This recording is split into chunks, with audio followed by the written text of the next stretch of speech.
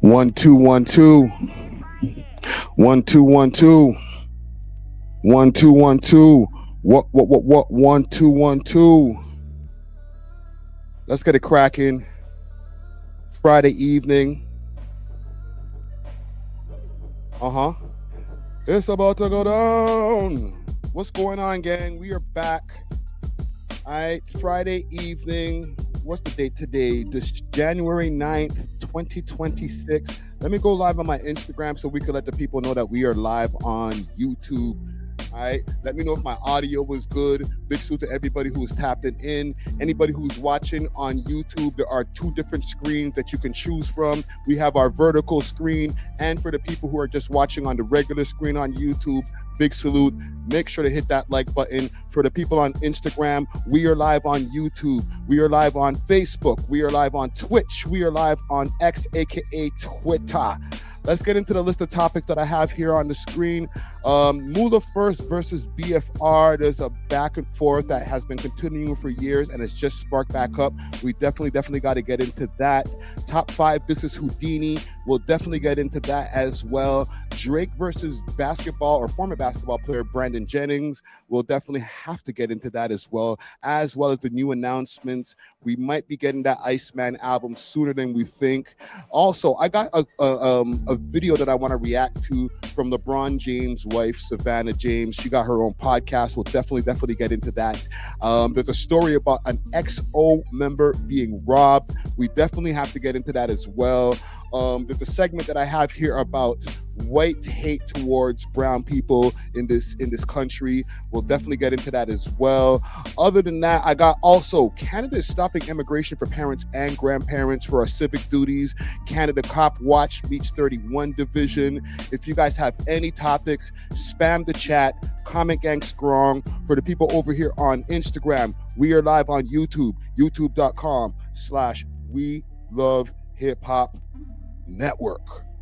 Let's go. Listen, gang, bear with me. I was having a few issues with the internets and stuff like that. It is a very, very windy day in Toronto, a warm day in Toronto. I'm not going to give you guys a weather breakdown, but it's a warm day in Toronto, but extremely, extremely windy. So, we might have some internet issues, but who is in the building? Comment gang strong. Who's in the building? Tasha Latina is in the building. Good evening, Tasha Latina. Ghost Nerd, MKG24 in the building. Salute. Big thanks to big salute to Nice Glass in the building. Big thanks to DTZs for the membership over here, okay? 2-month membership, all right? And big salute to all the members out here. Comment gang strong. Let yourself be seen. Like I said, also make sure to hit that like button. You can share, you can do a hype for this video as well. Hypes help to push this in the algorithm. Big salute to B3 on the beat right here. I think we can get into it, man. Hold on, let me run for a second. Who else is in the building? Scarborough's in the building. DSG22 PK in the building. We out here, man. We out here. We got topics to get through, man. We got topics to get through. Let me stop this beat courtesy of B3. B3 producer B3 on the beats. Big salute to everybody who's popping up in the chat right now. Listen, man, we've been podding right now. It's 2026. I gotta admit, Toronto always has a bunch of news stories, but I was watching an academic stream the other day, and we're in the first quarter when it comes to the music industry itself, and he was saying to himself, he was like, damn, I'm struggling for stories right now. Chat, give me some stories. Chat, give me some stories. And I was thinking to myself, well, goddamn, there's so much going on in Toronto. Sometimes we forget that Toronto's a city. We look at it more like a country when it comes to the competition. Like, our city is trying to compete with the whole of America, but there's always something going on over here. So we definitely got a list of topics. Tap in. You will probably be here. Listen, last time I said we only could be here for 3 hours, and we were here for 5. So I'm going to try to cut it to 3 hours this time around. All right. Big salute to everybody who's popping in the chat. These nuts popped in the chat, said you heard about the body found at the park. I did. Yo, there's so much wild shit going on in the city. Excuse me. I didn't know I was hiding my eyes, fam. The fitted's below, fam. I'm sorry, bro. Big salute to YNS Dizzy. Said, man's hiding his eyes. My bad, bro. My bad. Hello, gang. We are out here. Let's get into a couple of ads. And then we can get into what we got to get into while everybody's getting into the chat over here and getting comfortable. Let's start with the good people at Exotic Hot Pots. Listen to this episode's sponsor, Exotic Hot Pots, with great strains and merch and delivery all across the GTA. You can hit them up on their Instagram page, Exotic Hot Pot CA, or subscribe to their Telegram at Exotic Hot Pot. Let them know that you heard about them through the We Love Hip Hop podcast. Salute to the sponsors. Cheer! No lie, they got that piff. For real. Let's do a couple more and then we get into it. Ready for the road. Roll Ready Detailing, now open 7 days a week from 8 to 5 p.m. 750 Oakdale Road, Unit 66, specializing in ceramic coating perpetual with warranty, PPF, tints, wraps, vinyl wraps, and hand car washes. Remember, we clean anything on wheels. Roll ready for the road. Ready for the road. One more. I want to take a quick second to give a big shout out to Grabba, some of the hottest grabba in the GTA. You can get grabba shakers as well as hot grabba leaf in different flavors like red herring and red rose. They got delivery within the GTA and they got some really cool apparel for sale. If you want to get your hands on that grabba, make sure to hit them up on their Instagram page, grabba.ca, and let them know that the We Love Hip Hop boys sent you. Big salute to the sponsors. Cheer. Yeah. Yo, keep running up the views on that Lil OT interview. Lil OT interview available right now on this channel. Great interview. Like, I think a lot of people expected him to just be giving like some one-word answers, be grunting into the microphone on some Neanderthal shit. Nah, he came through and he opened up the jewelry store. I'm gonna play a little bit of it. It's out right now. Keep running it up. We love hip hop. It's all time stamped up, ready to go. Right here is a good one, a good part here. Having longevity in the game. He drops bare jewels.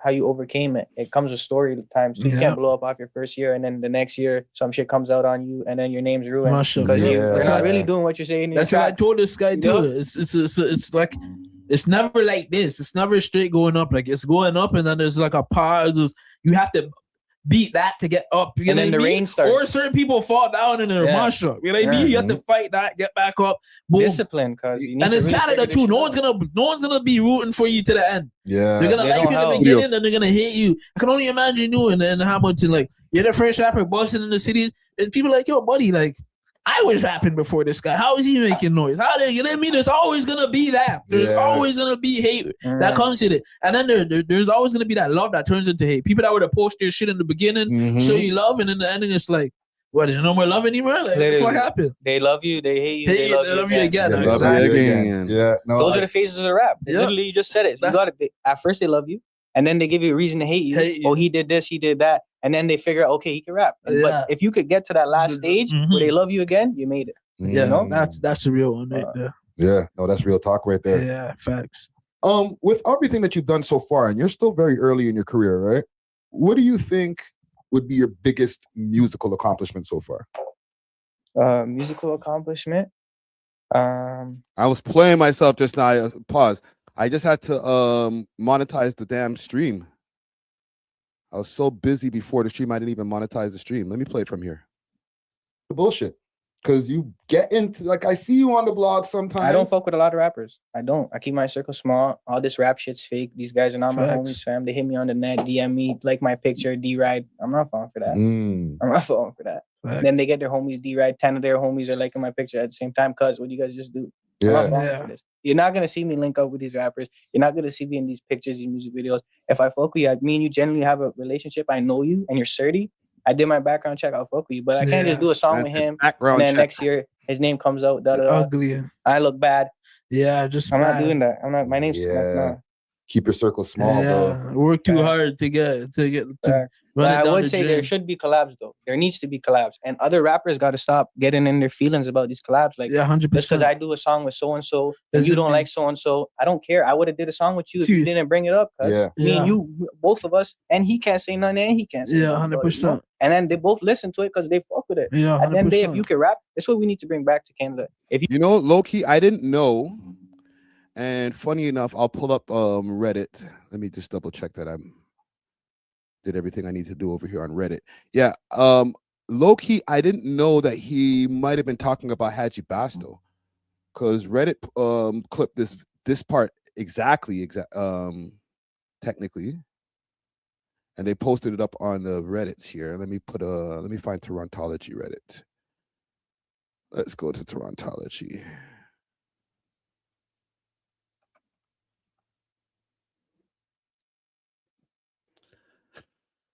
If I can find a post over here on Torontology, I got to go quick because some of the stuff that they have posted up here is just mosh up against the guidelines. Actually, and we might have to address this too while we're over here. Should we cancel Friday Ricky Dredd due to his recent SEGS assault allegation, which there is none? You know what I'm saying? But Reddit is a crazy place. Let me know if you guys want me to address that, because I don't know. It's different audiences in the world. You know what I'm saying? We have the YouTube audience, we got Instagram audience, and then there's people on Reddit that are just like parasitical. You know what I'm saying? So you guys might not be as tapped into what's going on over there on Reddit. And I'm my homies, fam. They hit me on the net, DM me. Like, so when it says here, Lil OT speaks on backlash he faced after linking Haji Basto for a song. If you're Surdy and I did a background check, then I'll fuck with you. My picture, D-Ride. I'm not falling for that. I'm not falling for that. Right. Then they get their homies D-Ride. 10 of their homies are liking my picture at the same time. Cuz, what do you guys just do? I'm not falling for this. You're not going to see me link up with these rappers. You're not going to see me in these pictures, and music videos. If I fuck with you, me and you genuinely have a relationship. I know you, and you're sturdy. I did my background check. I'll fuck with you. But I can't just do a song with him, and then next year his name comes out. Ugly. I look bad.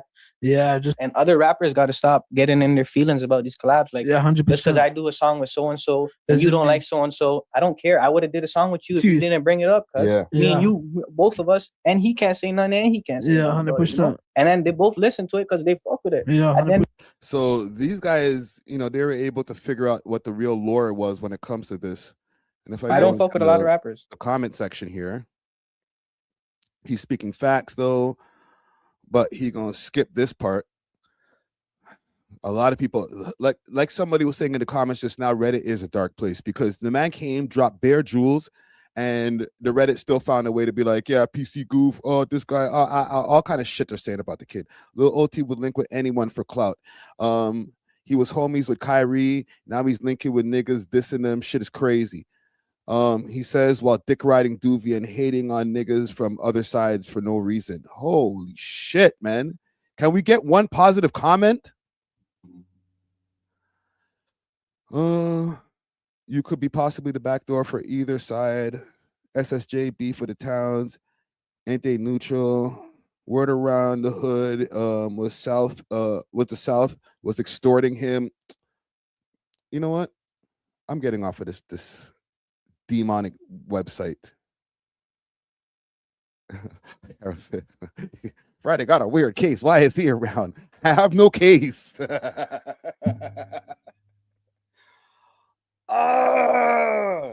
Okay, let's address it. One in the chat if y'all want me to address this. Okay, salute to Lil OT. Interviews out right now. Okay. Why you got to do that, Carol? Friday got a weird case. Why is he around? Certified lover boy, certified. These nuts. Put a 2 in the chat. I see some 1s in the chat. I feel like I did a whole live stream and I know I did a podcast episode. Didn't mention it because I did mention it on TikTok Live. And I posted a whole clip about it. All right. I might have to play that clip. All right. But one in the chat, let's get the engagement up here, man. One in the chat if y'all want me to address this crazy, heinous, wild Reddit allegation that these guys created. Let me know, man. One in the chat if y'all want me to address it. Two in the chat if you leave it alone, Friday. Leave it alone. They're just kids. They're just trolling, fam. Leave it alone. All right. All right. All right. Let's go back. I'm gonna have to go dig. I'm gonna have to go dig down in the archives of Reddit for this shit here. So look at this. Hold on. Let's go back and find this picture here. Yo, the pictures that they're using are crazy. Yo, mind you, this is a great photo shoot. I paid hella bread for that. But like they're taking my photo shoot and trying to make me look like I'm some kind of idiot creep. Listen, I love me some high grade fuckery. So I can't never be like, well, you know, don't make no jokes on me though. Like that's not cool. But the kind of jokes that these guys make, insanity. And while I'm clearing it up here on YouTube, what I will do also is show you the DMs. Here's another one. Watch this one here. Is the hate for Friday Ricky Dread justified? They put a Kofi on me, fam. Right? They took this picture.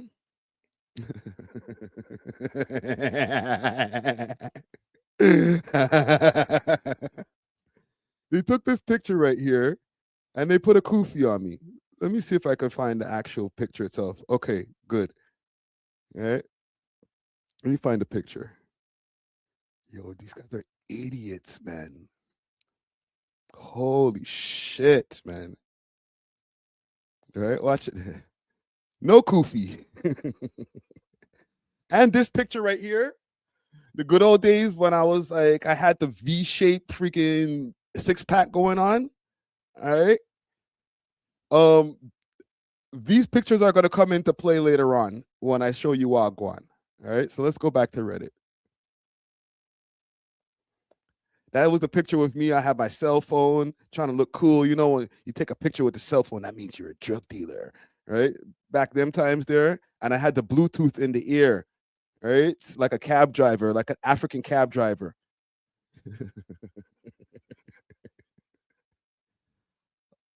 Oh, man. Love me some high-grade fuckery. So let's find the actual thing. And bear with me, gang, because I didn't anticipate that we were going to be doing this. To be honest, like for real. I did not anticipate that we were going to be doing this. So let me see if I can find this post. Because it's deep down in the, it was a few days ago. Guys are trying to make me look crazy. Right in the beginning of the big 2026. We'll find it. They took A.O. Biggs, and big salute to A.O. Biggs because he did a great interview with Reading the Streets, and they took this crazy story that the man did and bastardized the man's story. Don't worry, I'll find it, and maybe I should just do this.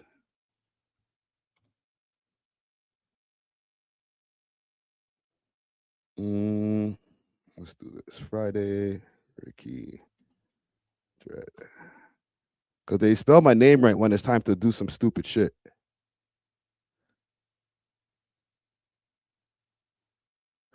Holy, just wild shit they say about a nigga. I'll find it.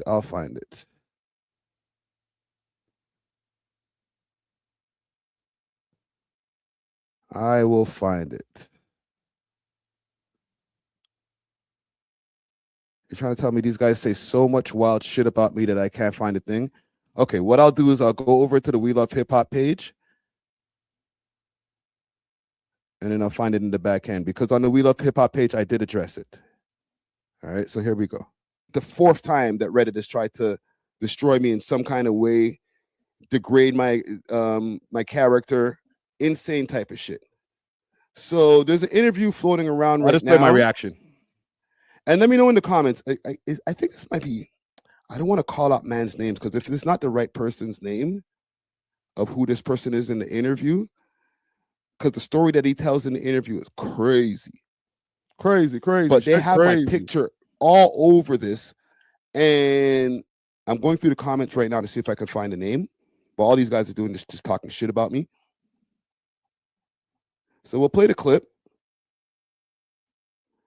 and maybe we could find a full interview somewhere. Maybe y'all can help me out in the chat over here. Where is this interview from? Because it says here, Toronto man says Toronto DJs or DJ sexually assaulted. Words that we can't say here. But he was a Toronto famous DJ back in the day, and he worked at that bowling alley in the snack bar. Now, his lure was the fact that he was the DJ, right? So me and all the neighborhood kids fucking idolized this guy because, like, why they take a picture from like 20? And I'm not laughing at his situation, because his situation is serious, okay? I'm literally trying to find the original post. But look at the picture that they showed that they used. This is the same one that I showed you guys from Google earlier. 2015, to put in contrast to what this man's story is telling. Like, what the hell? He's got pictures with Maestro. He's got, this guy's the guy, right? So his lure is to bring you back to his house, and he's going to teach you how to DJ. But really, when you get... Okay. Let me pull it up on... let me pull this up. Give me a second, gang. Because I don't want to do it with the commentary on it and shit. So let's switch screens. Let's switch our screens, and then we'll go to the original. Of course, yo, fam, the guy's like friggin' 2 years younger than me. If not, maybe older. Who knows? And he worked at... Just a stupid, retarded, regarded-ish. Right? So here's the one picture, right, in my good old days that they put on this. And check out the caption. Toronto man says a Toronto DJ actually assaulted him. Famous DJ back in the day, and he worked at that bowling alley in the snack bar. Now, his lure was the fact that he was the DJ, right? So me and all the neighborhood kids fucking idolized this guy because he's got pictures with Maestro. He's got, this guy's the guy, right? So his lure is to bring you back to his house, and he's going to teach you how to DJ. But really, when I got back to the house, he had the DJ tables and all that, but it didn't take long before it was, hey man, do you drink, right? Okay, so, and that's pretty much it as far as like the superimposed pictures. The story here. Let's play the story. And I'm like, yeah, of course. I'm a kid. I'm going to say I drink, right? So, he went upstairs and fixed some drinks and came downstairs, and within a couple seconds of me drinking that drink, I started to feel weird. And then, then I remember seeing porno come on the TV. Yo. And then I was sexually assaulted in that basement. And, Wow. So after that happened, he drove me home, and he told me on the way home, if I ever said anything, he would kill both of my parents. So I never talked about it till I was 35. So that's the clip that was on Reddit. Now, if I go and we go over to YouTube to the original video, and big thanks to Nice Glass for the membership. Let me throw it up on the screen right there. Thank you, Nice Glass. Let's pull up the YouTube video. Let's go to Read in the Streets YouTube channel. And big salute to Read in the Streets. Okay, so this is the interview right here. Dope dealer to hope dealer. And really, when I got back to the house, he had the DJ. Salute to A.O. Biggs also. Okay. He's a legend out here. So now I'm going to play the same clip that was over on Reddit. And I'm going to play it from YouTube. His lure was the fact that he was Here's where it gets crazy. So there was a man that worked there. I'm not going to say his name, although I could and I should, but I won't. But he was a Toronto famous DJ back in the day, and he worked at that bowling alley in the snack bar. Now, his lure was the fact that he was the DJ, right? So me and all the neighborhood kids fucking idolize this guy because he's got pictures with Maestro. He's got, this guy's the guy, right? So where are the superimposed pictures? Right, because I know Reed in the street ain't gonna go look through the Googles and go find a picture, and then go put up on his YouTube video. So where are these same pictures that you're seeing on the Reddit? This is how I know it's not even a personal vendetta. These guys are like immature to the point that they might tarnish somebody's reputation from their immaturity. Potential suspects right here. Potential suspects for Friday slander, GTV, Mad Russian, and DL Nation or D-Lo Nation.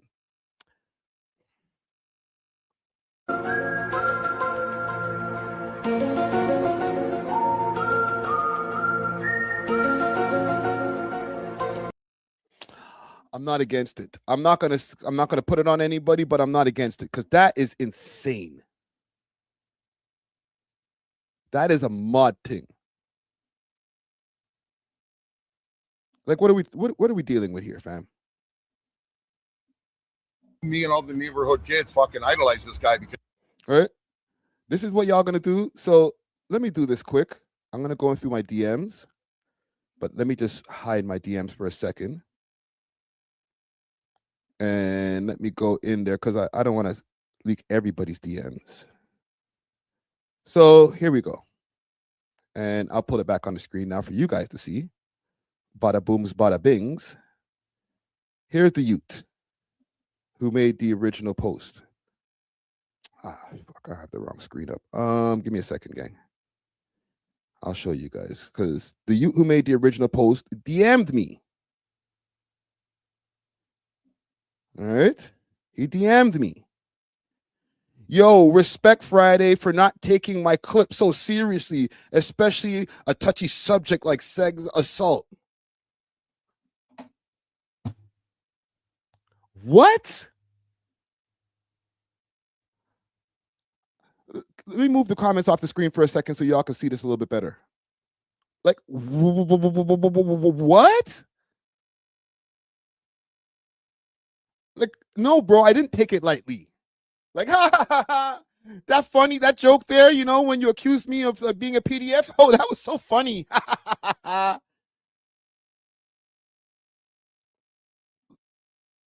Who does this, bro?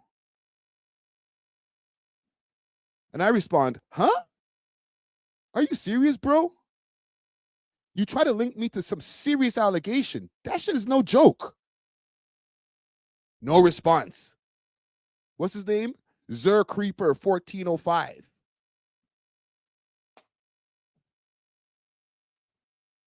I'm convinced we're living in a simulation at this point, bro. I keep on saying it. I say it over and over and over again, but you guys got to hear me, fam. Like pinch yourself sometimes. Like, this is not real, fam. It's a freaking dream.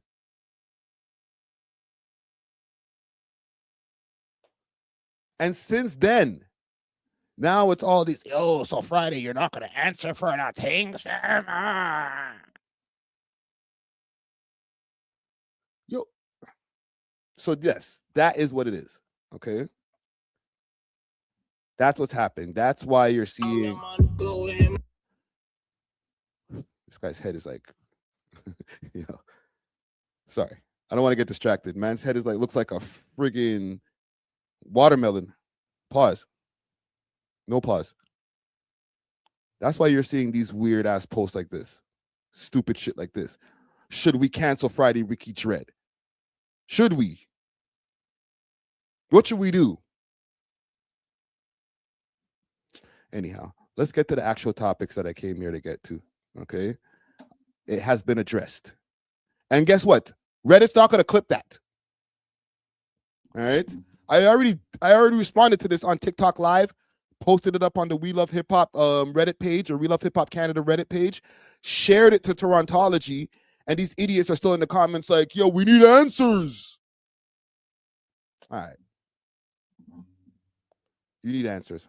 That's fine, bro.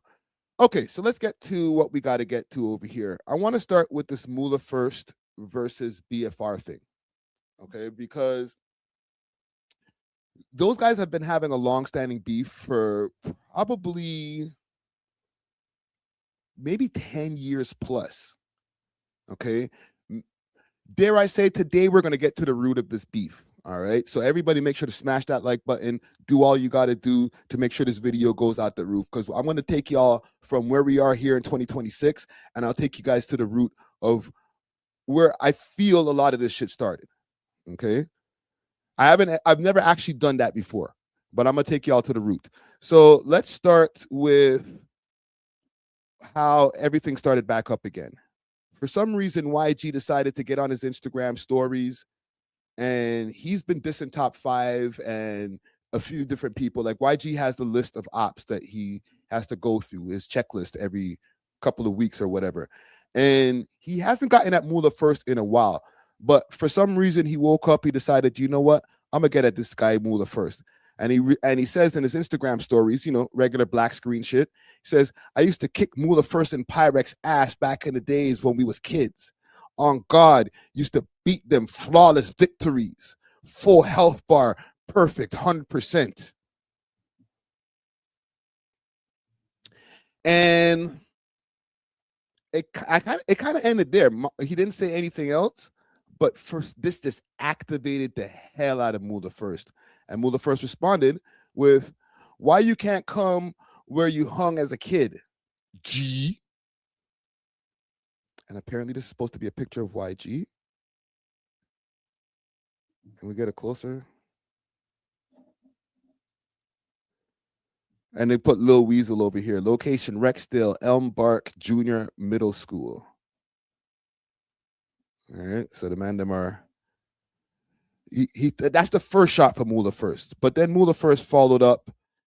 I think he was just like, I'm enough, talking about beat up mans. All right, and he followed up with another post. I'll pull up that post here. I'm just reading the screen over here. Why is Kid Crook says Moula first is waste? Why is he waste? And he says over here, YG just mad because Coyle Ray danced on his boss's face. Quick fast before we continue in this lore over here. I know Toronto mans have a real issue with, oh, you're an Itaman, yo, man's a bowcat.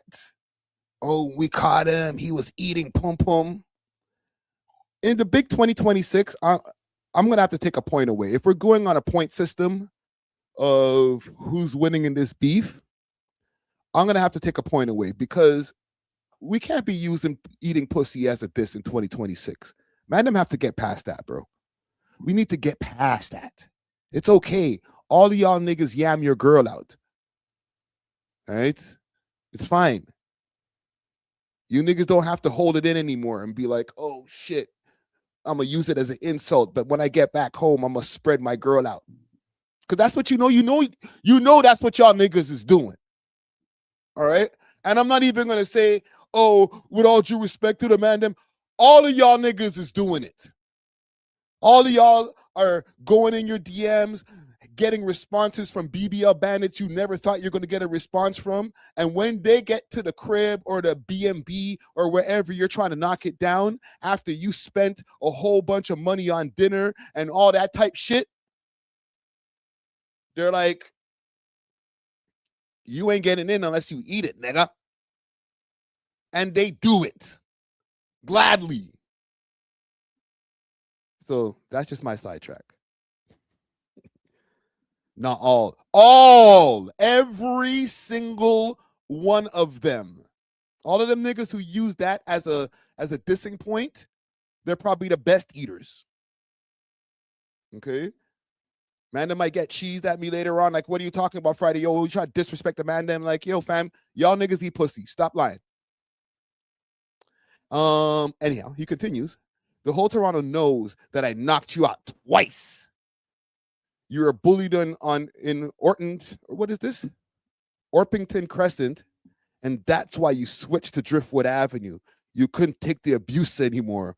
Also, leave Pyrex out of this. I'm selfish. I want all the smoke. Bumbaclut. Last final boss, last level, last supremium, pissed off, whatever Moula be saying.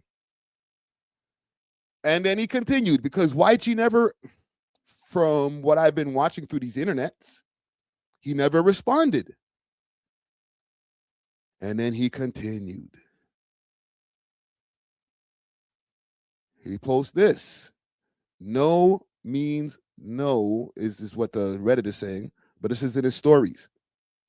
At first, when I went through his stories, the other day when I went on Instagram, I was like, a lie. Is this real?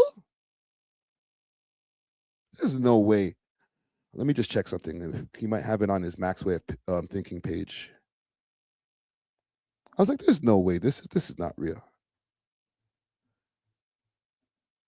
Yeah, and then he went, and I'll pull up his Instagram, actually. I was like, damn. And the person that he has up on the screen, and I'll pull it up on Instagram so we can get a better picture.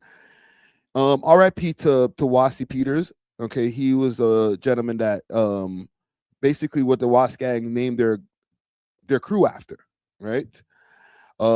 He has Surviving Peters, #1 top 10 movies in Canada today. Bro, that Photoshop and some AI, you can get cooking these days. Holy. So let's play, because he made a video. So let's play the video.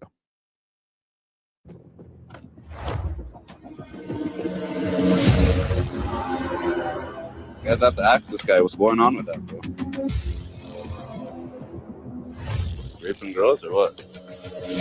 That thinks it's 50 Cent. The first chart. You guys need to leave them alone, bro. That's an idiot thing. Oh, God, now. The idiot thing. Yeah, you guys better fucking fix up, bro. That was his first chart. That was his first chart. No means no, bro. No means no. Got charged for reason. No means no. Oh, Lord Jesus Christ. These guys, when one goes low, they take it straight to hell. Is there anything in the stories here? Let me see if I could check on these guys here in real time. Let's go to Moula's stories, or Moula First's page here. He's advertising this. And then he says this. Kwasi Wasi Skeen Peters are awarded a 13. And then he has a clip from an article saying the jury has heard about, and this is covering this. Okay. What's this word here? Oh, Skeen Peters' violent history, including 13 gang R-wording. Oh my gosh. Let me get this off the damn screen. So we got an issue over here. Like I said, I could take you guys back to the root of this. There's been other times when Moula First has gotten at these guys. If I could find this YouTube video where he had gotten at Pressa about a year ago when he was on the pod. Let's see if we could find it.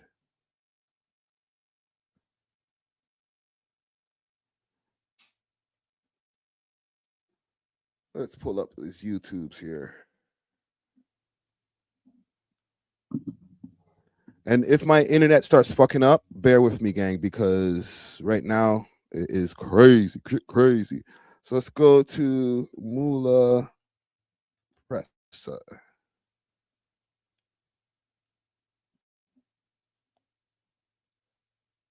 Because he was saying something about delete tracks. Delete the diss tracks. Delete the diss tracks. Here it is.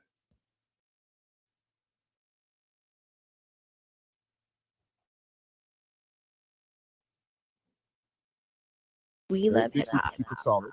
He decided to back on Twitter Spaces. Okay, no, it's not right. And he's like, "All right, we'll find it. We'll find it. It's not this one.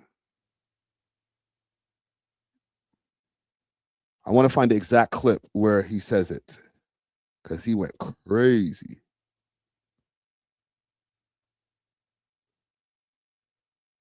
Yeah, here we go. Here's the actual full interview. Guys up, slapping them. They can't fucking make music. They can't go viral like me. You can't see me like me. Those niggas take this on the media. I'm all. You see me. Find the time. Okay? They can't do what I do. They can't do jackets like I do. They can't have banks like I do. They can't have whiskey like I do. Seen it. Drake tour, all of it. Drake still giving you fucking chances, nigga. Holy. Still. And you can't do it.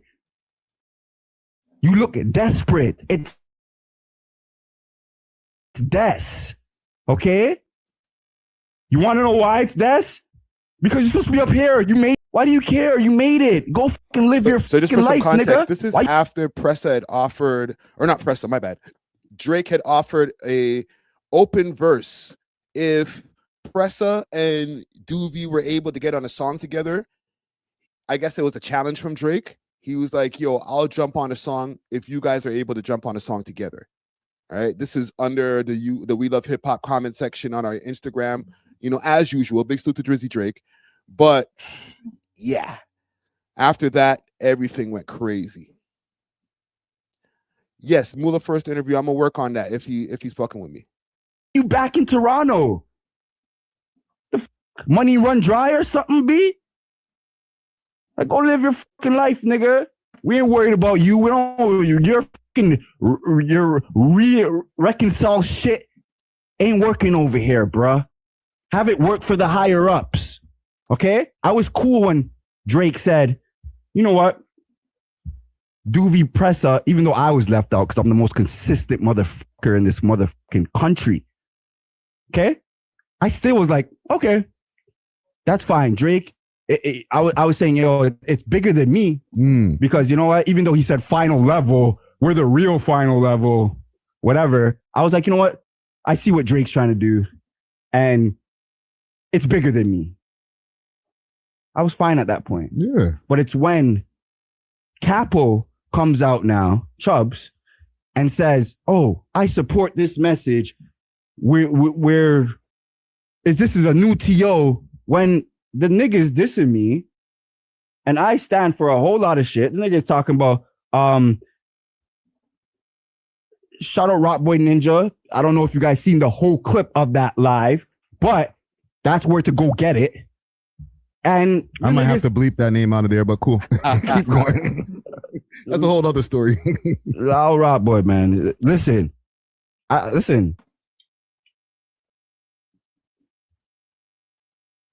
You made me get dementia. Sorry. Yeah. You're asking who's Doovie and who's Pressa. Stop this, bro. Stop this. You're at the We Love Hip Hop channel. Stop this. You know who those people are. You try, bro. No, you're that's just why you saying don't interrupt maximum level people. You're saying that you seen on Rock Boy, he posted the rest of the live. Yes. Back to what I was saying. Now that I remember, he said, "Oh, I would never rock those jackets." Back and be like, "Oh, that was right." No. Review the play. No. Review. Review. Refs, go watch Drake. Drake, Chubbs, go watch film. Watch film right here of what I'm saying and say it doesn't make sense. If someone said, yo, biggest owl, we're the biggest one. Kanye them. Said, yo, Pusha T them. Said, yo, we're the biggest owl with them. But yo, you know what? We want to reconcile the situation. Let's end the beef. We're the biggest owls. Yeah. I don't think it's going that way. So you know what? Review the situation. That's not happening. Okay? And my name needs to be added on to that Doovie Pressa shit. Because I'll actually do it. Okay? And I'll actually have it set up. These guys are not producers like me. They're not like me. I'll set it up. I'll have it set up without them even setting their vocals. That's how much of a guy I am. Damn. Okay? Michael's back. Review. Review. That's an error. Michael been putting out 53 fucking videos consistently, 54, whether you like my music or not. And business, I've been taking business to another level. And Toronto, the 6th to another level. I have people in America quoting my shit. No one quotes these guys. People in America, wherever, talking like me. Piss. You heard Bia? The fuck? You see the shit. We have platinum people with gold and platinum records talking like me. Yeah. Yeah. This is why these niggas maybe have an issue with me, because I got to tell the truth. I got to throw a flag on the play. Bia's album flopped, low key. And them niggas do have a lot of connections too. Don't make it like them niggas ain't rubbing shoulders. And when I say them niggas, I'm talking about the BFR guys. All right, just to be fair, they're out there with French or French Montana. They're out there with friggin' he got mad collabos with Roddy Rebel, which I don't know, Robbie Rebel, that's just whatever with it. But them mans are locked in. Okay? Like Pressa got a Lil Uzi Vert collabo. Like, I'm just saying. I just gotta call it how I see it. Ice Spice in her fucking radar freestyle on the radar freestyle saying, yo, you can't face me. Like, bro, I'm a staple. Bro. You stand, I'm a staple. I'm good if all the disrespectful shit doesn't happen because I'm not like these guys. I don't need that. I don't need to be like, oh, Drake. No, I'm that. I look at myself as that. Okay? So I don't know, oh yeah, let's make the city reunite. The fact that you're such a bitch that, oh yeah, you can only get a fucking record if Doobie's on it, you're a bitch. Some sucker, you're a sucker. And still trying to push it. Goofy. And you guys over here, oh yeah, it's a righteous message. No, it's not. Review. Film. Holy shit, man. Jeez. Yeah. So they don't like each other. I gotta call one more flag on the play. Just one more. All right. He said he can only get a Doobie record, or sorry, a Drake record if Doobie gets on it. And then they made a record together without nobody else. I just got to call it how I see it. Okay, I'm not taking any sides. I have no dog in the race, right? But we also know that National Treasure exists. I'm just saying. That one kind of aged badly. So let me take you all back to the root. All right, to the rooter and to the tutor. It didn't start exactly here.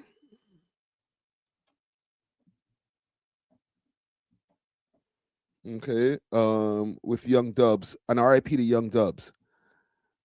All right, Young Dubs, artist from the Rexdale area. He's been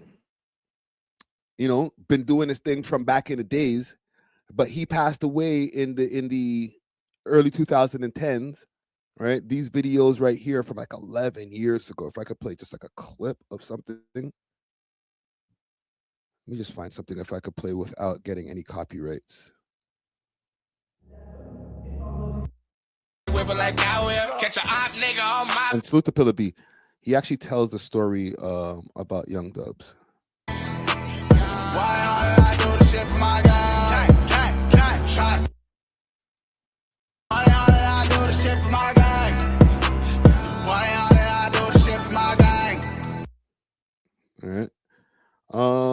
Let me see if I can find a Young Dubs verse. Give me a second, gang. We'll find something with a verse from him. We'll play the OG Bobby Johnson. I just noticed like I feel like a major copyright's coming.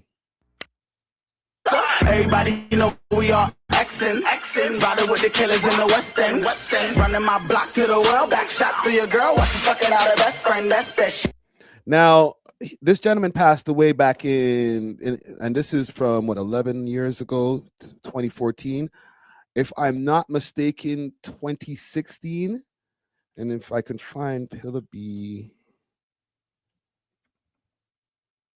Young Dubs. Let me just do this. Maybe if I can find an interview clip of him talking about Dubs. Because I don't remember if he actually didn't explain it in one of my interviews, but he did talk about it in another interview somewhere else. I'll find it. I'll find it.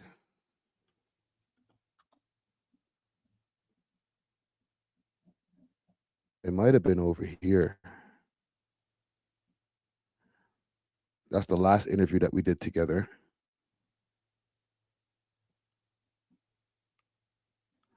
It could be in this one over here. Let me see. Let me just do a quick check here. Because he talks about a shooting. I see why you guys ask questions why this game is going. You just want me to lose. Nah, it definitely won't be that. I didn't even know this one existed. This memory lane, you know? Walking in out, you ain't out here. No,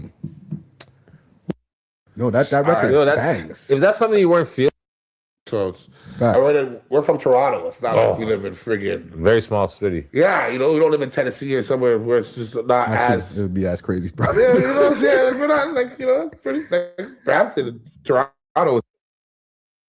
Funk? Oh, who signed him? Who let him in? The audios used to be crazy for these ones back in the days. Let me find this interview here. I'm going to find it. I'll find it. Because I did see an interview clip where he talked about the shooting. But it wasn't on my network. It was somewhere else. I do remember this a while back. And I have a Pyrex interview as well. Happy being a dangerous job. We'll find it. Billy B doesn't have a bunch of interviews out there. But I say that to say while we're looking for it, he talks about getting into not a shootout, but a shooting happening where he was in his car, and that was the time where Young Dubs passed away. That was where not the beef started,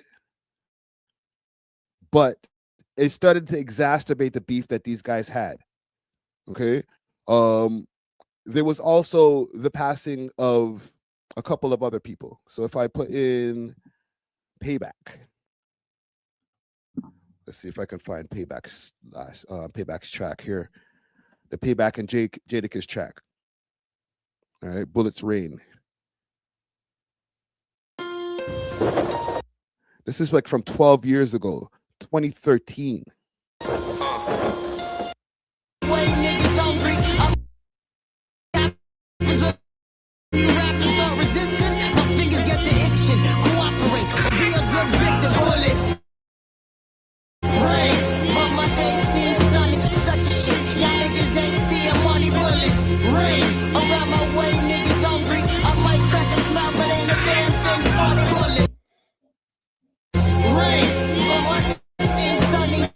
All right, and RIP to Illy as well. Okay, so if I was to put in, and we'll do a quick Google search just so I can just give the complete story here. We're going back into Toronto lore here of why these guys have been beefing for so long, and I'm showing you guys specifically the times of when these videos came out, because this is how long these guys have been beefing for. Okay, if I put Illy and Payback, there should be a picture because I've used this picture in the past for videos and stuff like that. All right, so RIP to Illy and Payback. Illy. All right, these guys passed not too far apart from each other. Okay, Payback was shot on the way home from a studio session. And I'll pull up a bigger picture so we can see this a little bit more clear.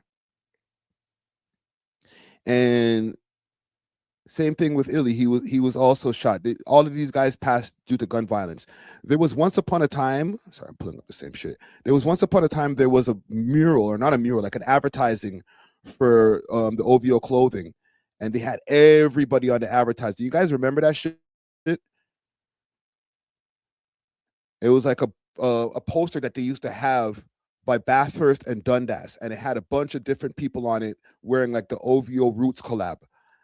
Okay, and this is from 4 years ago. Illy and Payback, the real Toronto street bosses, named OVO 40 RIP. Okay, these guys used to run with 40 back in the days, because 40 used to work doing engineering and production for Jellystone. All right, I'm bringing you guys lore here. So these guys introduced the young boys like Pyrex and Moula and all of these guys into 40's mix. And 40 started recording these guys and stuff like that. One of Pyrex's first songs was a 40 produced song. You know what I'm saying? When he was working in the remix project. When I'm talking about Pyrex, when he was part of the remix project. So these guys go way back. But the problem is, and I'm not going to put anything on anybody, okay? I'm not here trying to be federal or anything. These guys been beefing for a long time because they're fallen brethren. They're OGs, like Moula First and Pyrex's OGs. A lot of people feel that it was the WAS guys that were responsible, or they might have clowned them over the years because of these guys who have passed that I just mentioned to you right here. So when Moula First got issues with somebody like Pressa or WhyG or anybody, and like you can see from the issues that he's been speaking with WhyG used to live in Rexdale at one point in time, okay? Their history goes far back. It's not as simple as to say, yo, why don't you guys just squash the beef and start making some music together? Like, no, that's never going to happen. You know what I'm saying? And Kid Crook says right here in the comments, and salute to the comments, Comic Gang Strong says, Rexdale and Finch been back and forth since 1975. Nigga, that's when I was born. Like, that's some long-standing beef. All right. So even when you see the amount of intensity that Moula has anytime that he talks about these guys, or just out the blue, you know, YG will decide, you know what, to start taking some shots at Moula First, it's because of this shit. And I'll even listen, this is what I'm here for. I'll take you guys even further back in the lore. Not further back, but like as what times went forward. Young Lava.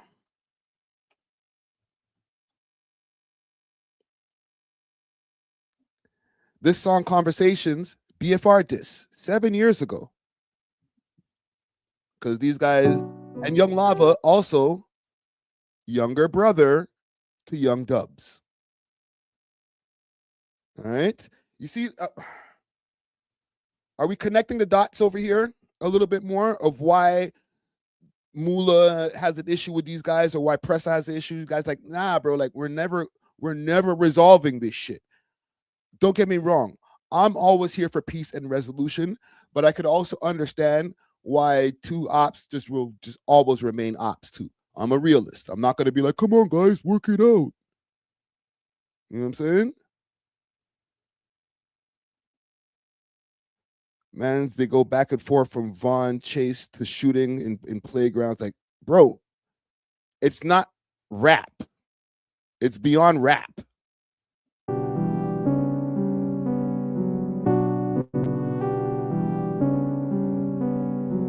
Extensions. Listen, I don't mean to be dancing to the tune or whatever, because I know it's an oppie tune, but shit is hot. Extensions. I don't beat from far in any BFR. I get up close and leave bodies scarred. 2 shooters, they rolling with me and everything 50, you know the squad. My youngin' with me here, never iffy. If it gets sticky, he gon' hug the charge. I've been down. All right, so, and there was the Young Lava mall incident.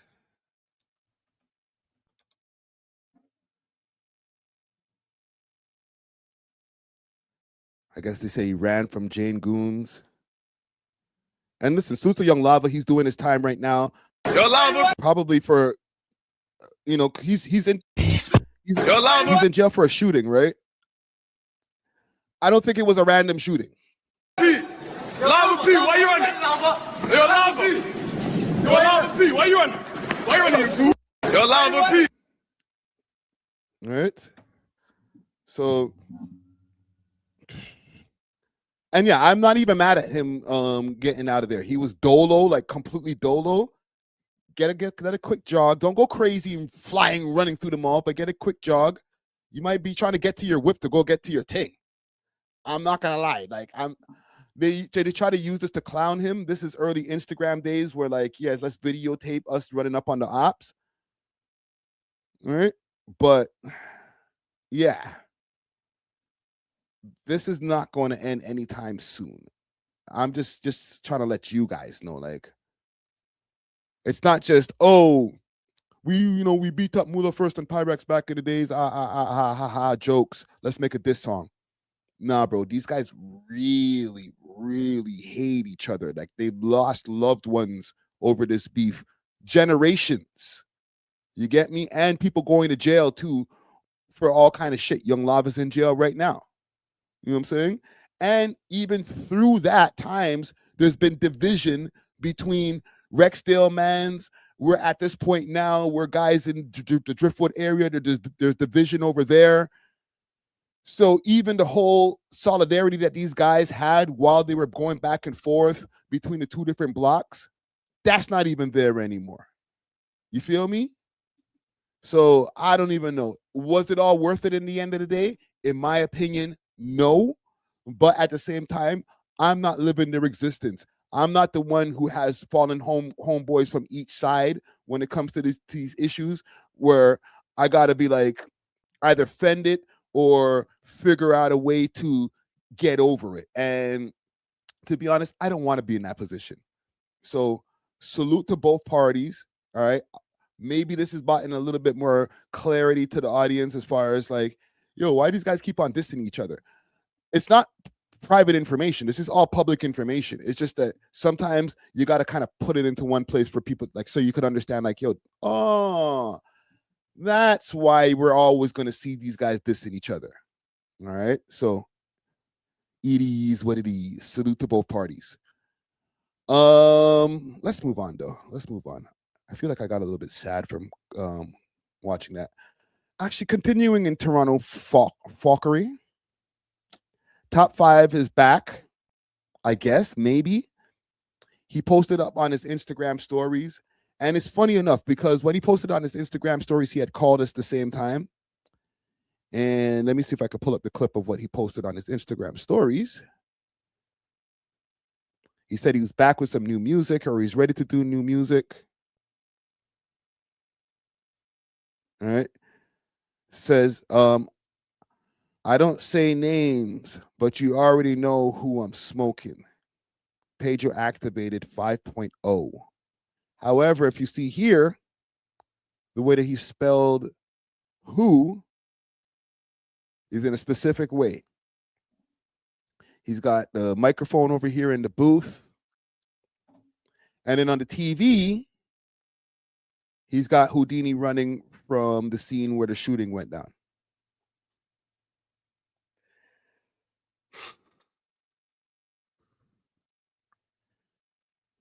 I ain't gonna lie. And like I know I just said in a previous segment, these guys are not ever going to figure it out when it comes to like the Rexdale and Driftwood guys. These guys need to figure it out. They need to find some kind of common ground. Unless this shit is working for them. Okay. If I could just play something quickly from our last episode, because he called us. And he ain't gonna be happy about this, but I'm gonna tell you all something. I'm loyal to my audience in the end of the day. So I'll give you guys a little bit of BTS of something that I ended up cutting out of the episode. So let's go to the most recent episode of the pod. Minimalist, so. And when we were getting into the conversation about Ebro, which would be right around here, I got a call. that has always been taken care of by the company for them. They show have a beef, maybe with Ebro. Let me see if laptop song mic. stats on music platforms. Can't do that. Okay, they got a little Griff, background I'm on it and not stuff like sending that. Drake. In the back. So I'm gonna find the exact clip where Griff, I don't know where he is. What does it mean? Should be right. Right here. Salute to top 5. Yeah. Friday's response. Cool, but stop shushing me. I'm the same age as you. What we are, fam. Stop shushing grown man, Bridget. Like, fam, that's the thing. Like, you're doing this to me, fam? Like, shh. Like, I'm not your chick, bro. All right here.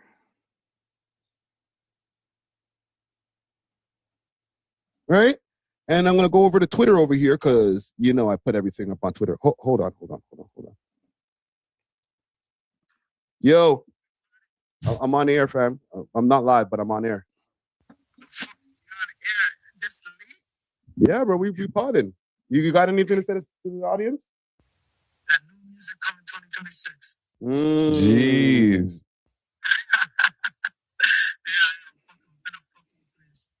Okay, we're actually we're about to worry. We're worrying. We're like, yo, where's top 5? I was about to bring that up later in the pod. Okay, so you say you're loading up. Yeah. So y'all see that cut right there? There's a part where we continued our conversation for a short space of time, and I was going to keep all of that in there, but he dissed Houdini, right? And then after that, it was requested for the piece to be cut out, and I actually made a judgment call. Actually, that's what it is. I made a judgment call. I said, you know what? Let me cut that piece out. That's a little bit too oppy. I ain't trying to be involved in you guys back and forth like to that degree where I'm taking phone calls with you dissing mans on the phone call. But right after that, that's when we got this post. Like literally when we finished the podcast and I went up on Instagram and I was, or one of the mandem actually opened Instagram and they were like, yo, did you see this post here? So I cut it out the content, but he still went and said it anyway.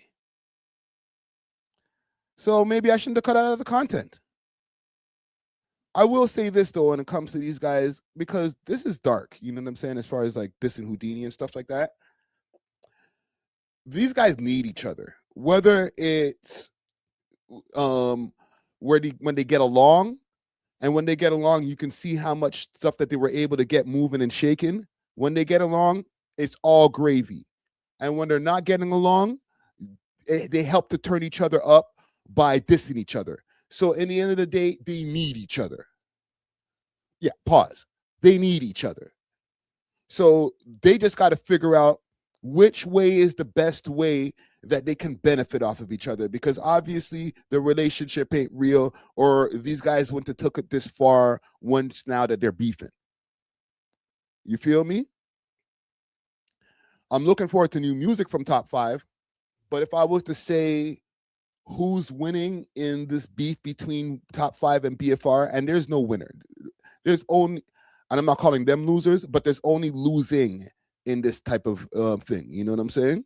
Because mads can't move around the way they want to. They always got to be like, yo, we got to look for the GGs, or vice versa. We got to look for BFR. Anytime that they go out to a basketball game, club, strip club, whatever. You feel me? So that's not a bonus. That's an L. That's not a W. But they always have access to, if I diss him, the blogs is going to pick it up. I'm talking about it right now on the live stream. In my opinion, they're probably better off being cool. When they were cool, they were doing viral interviews. All types of shit was happening. They were making peace around the city, giving DJ Snoopy his chain back.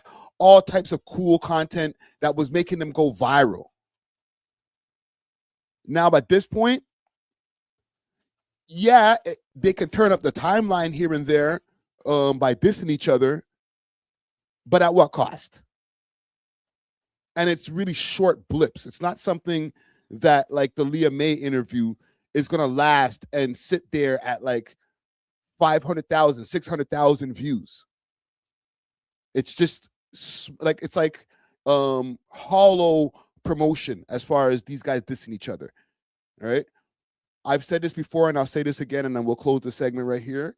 The only people who benefit from these guys beefing is us, the bloggers, the content creators who will go back later and make a video about it. It doesn't increase their streams. It doesn't increase their music video views. They're not going anywhere beyond the subset of Toronto. So the average person walking down the street on Yonge Street don't have no idea that Top 5 and BFR is beefing with each other. They don't know. You know what I'm saying? So it's not helping them to increase their audience. So what are we doing it for? And if you guys see this and watch this back, maybe take this in as some advice of how to move forward with this beef. You feel me? We'll leave that there. Big salute to both parties involved. What are y'all saying in the comments over here? Am I tripping? Like, nobody's benefiting from this shit except for We Love Hip Hop, Trap Lord Ross, Six Sounds. Like, we're the only ones monetizing the shit, bro. I know I'm talking about it on the live stream. I put it in my title because it's good SEO, and I'm going to make a clip later on that I can put a clip of this segment up on YouTube because I know it's going to make money. But guess who ain't going to make no money off of it? Y'all niggas. So what's the purpose? Huh? It's just entertainment. For us, there's real life circumstances for them. So it is what it is. Y'all do with that what you will. Let's move on to something a little bit more upbeat, like I was trying to do before. This Drake Brandon Jennings beef. Okay. And just all right, disclaimer. You guys might not like what I'm gonna have to say about this Drake and Brandon Jennings beef. As Canadians, as Torontonians, all right, you might not like my take or my opinion on this back and forth that these guys have. It's nothing crazy, it's nothing serious, but it's happening. Okay.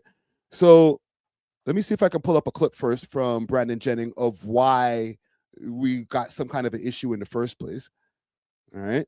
I'm gonna go over to Twitter because Twitter's been saving it, saving all of this high level fuckery. And let's play the clip. It's something about like Canada or Toronto players. I feel like, no, I swear to God, I feel like once you get up in them and you physical, and once you figure them out, they come off as cool, calm, like, you know, he's soft spoken because he doesn't want to really, you know, get into a battle. But once you push that to the edge with them, I think he's gonna back down. Soft. Yeah, like, and I think the Pacers and I think it's like the Kendrick and Drake beef. Like once you boom one of them, it's like, yeah, they're gonna lay down. That's just me though. I'm just that's just me looking at what I think gonna happen in the future. Mr. B, international conflict. We already have a situation in Venezuela. Now we have added Canada to the. It's something up. You might have to add Canada to the mix. Don't worry about it, man. Okay, so and then Drake had these things to say. Okay, he posted in the stories. This is like last night or night before. Okay, boom, what? Shy, boom, what? And then this post over here. Both you catch a couple bars on Iceman for sure. This I don't know who this Twitter poster is. It's Super Drake Glazer. All right. You say, oh, we gotta watch out. Brandon Jennings gonna catch some bars on the Iceman project.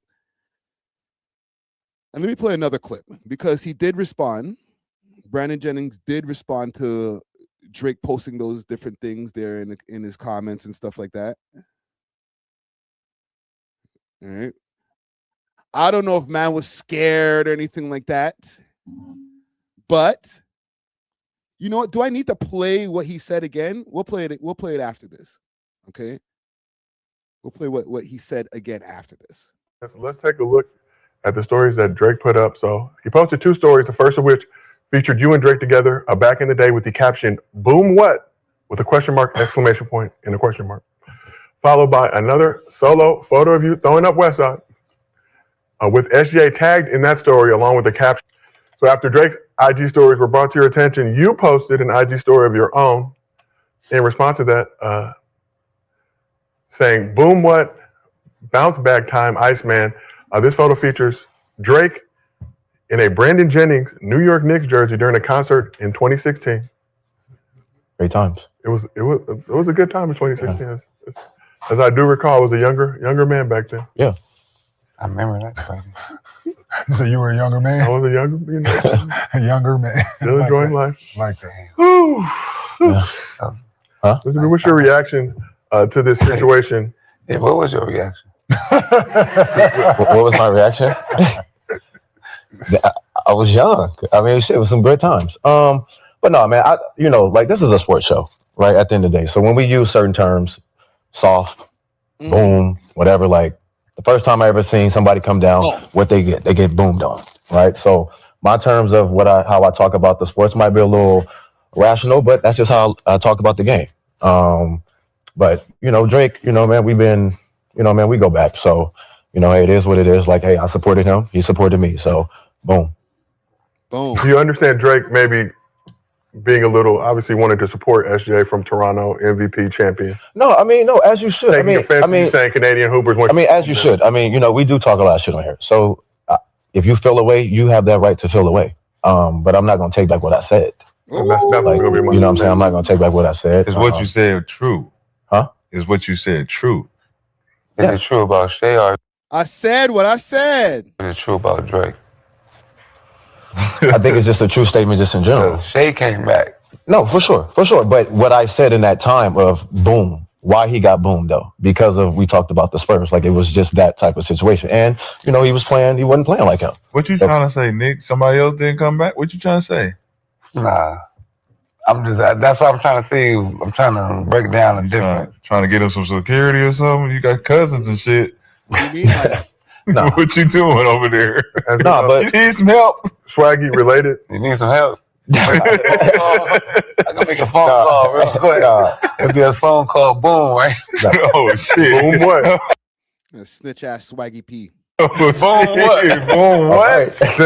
No, don't start shit, man.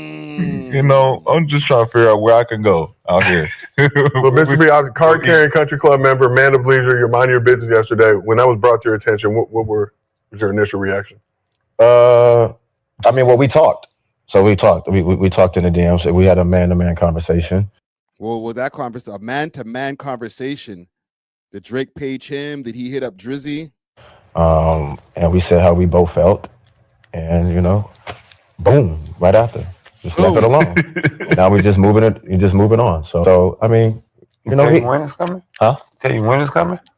No, I didn't ask all that. We was going back and forth. Like it was, but Dare I play the clip again of what man said that set Drake off for anybody who's just coming into the chat right now? Also, salute.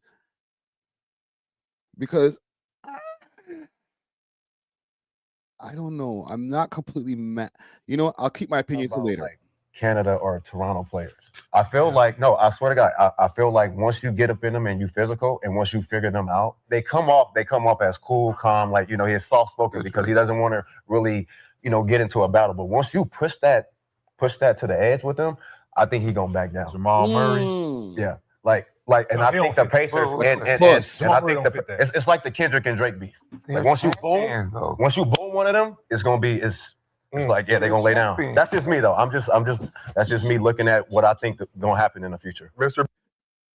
Once you boom one of them, he was using a hat. Once you boom one of them, they're gonna lay down. Right? Juicy Hamburger says, bro, just wanted to bring up Drake. I don't know if he was trying to bring up Drake completely in that statement because they were talking about basketball, right? They're talking about basketball players. And he's saying the Canadian ones, once you apply a little pressure to these niggas, they turn maple syrup soft. I don't know. I don't know if maple syrup soft. That may be a wrong analogy, but they turn some kind of Canadian softness. You feel me? They crumble. Sorry. But nah, man. Spirited discussion, according to reports. Yeah. But you should be standing firm on your Canadian Hoopers. Yeah, I just did. What else he say? Hey. He said, what else he say? He Like I said some said, other shit. what he say? What he say? What he say? What did he say? I hear you, Juicy Hamburger. You know, what the fuck does Drake and Kendrick got to do with the NBA? He's making an analogy, right? He's like, yo, these niggas, when you approach them on the court, you apply a little, you boom them, they crumble. Right? I don't know if he was trying to use the words soft. You soft. All right, Ready to Go says, don't mistake that kindness for weakness. And he's like, kind of like with the Drake shit. And I don't believe these are the words of Brandon Jennings and not the words of We Love Hip Hop or Friday Ricky Dread. But he was like, yo, if you go back, and, now I'm paraphrasing, these niggas, he came out with like that. Drake was like, okay, this is easy work. Right? And then the nigga boomed him. And when he boomed him, he came out with the Heart Part 6. That's all I'm saying. So, I don't know. Is that a fair assessment of Canadians? I'm asking you guys. I created a poll right here. I said, is Brandon Jennings right about Canadians? So basically the question I'm asking is Brandon Jennings right about Canadians being you soft? You soft, nigga. All right? You a Teletubby ass nigga. You a Care Bear. What he say? You Canadian Care Bear ass niggas. Hey, just said he had a gun with him. Seen him, right? Hey, just keep me out of it, man. That's all I ask, man. I ain't saying nothing about nobody. This time. They don't know what you're talking about, man. No, we ain't gonna give him no light neither. It's not. Like I said, I said what it was. Like, at the end of the day, me and Drake, we went way back. He felt offended by what I said and how I said it. I told him how I felt, and that's that. Still gonna support him. Like I said, look, he was supporting me, I was supporting him. Boom. Okay.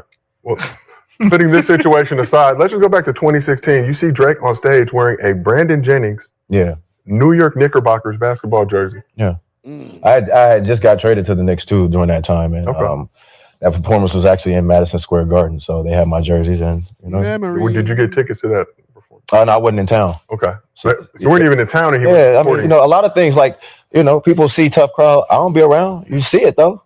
So I'm still relevant. I got a lot of support. I see a lot in Milwaukee. Yeah, you soft ass Canadian. I got a lot of support. Very supportive of Tough Crowd, the Tough Crowd movement. Yeah. Make sure you get your Tough Crowd as well. Oh yeah, that's pretty dope seeing the guard with the jersey on, right? Yeah. Can you, I'm a nobody though. They're getting at him, but on some low key shit. It's pretty dope seeing him with the jersey though, right?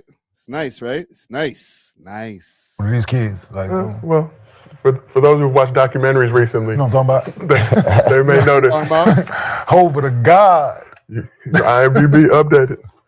All right, well, we've addressed it. Cool though, right? That's what's up though, y'all. I mean, we well back. So his brother love, No, he's watching. It's slap boxing. He watching. Yeah. Right now. He's watching right now. It's slap boxing. He's watching right now. He's trying to approve or disapprove of what's going on. Do you guys anticipate any Gills Arena lyrics? In any future Drake songs? He ain't gonna come at me. I'm safe. You safe? I'm safe. Why you safe? How you safe out of everybody? Hold on, let me read this comment here.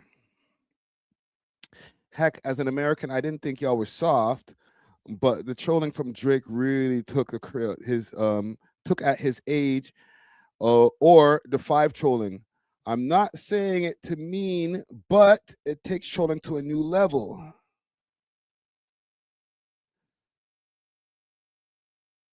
Bloover. I'm not trying to incite no violence, but like that might be a W comment. And salute to you also, McCann. Yo, well, bring that comment back up again. Drake got to punch someone to get some real respect. Again, I'm not trying to incite no violence, gang. But he might have to snuff a nigga, bro. Like, for real. Like, just catch one video of Drake just stiff-arming a nigga, uppercutting a nigga and busting up a jar or something, you know what I'm saying? Just one.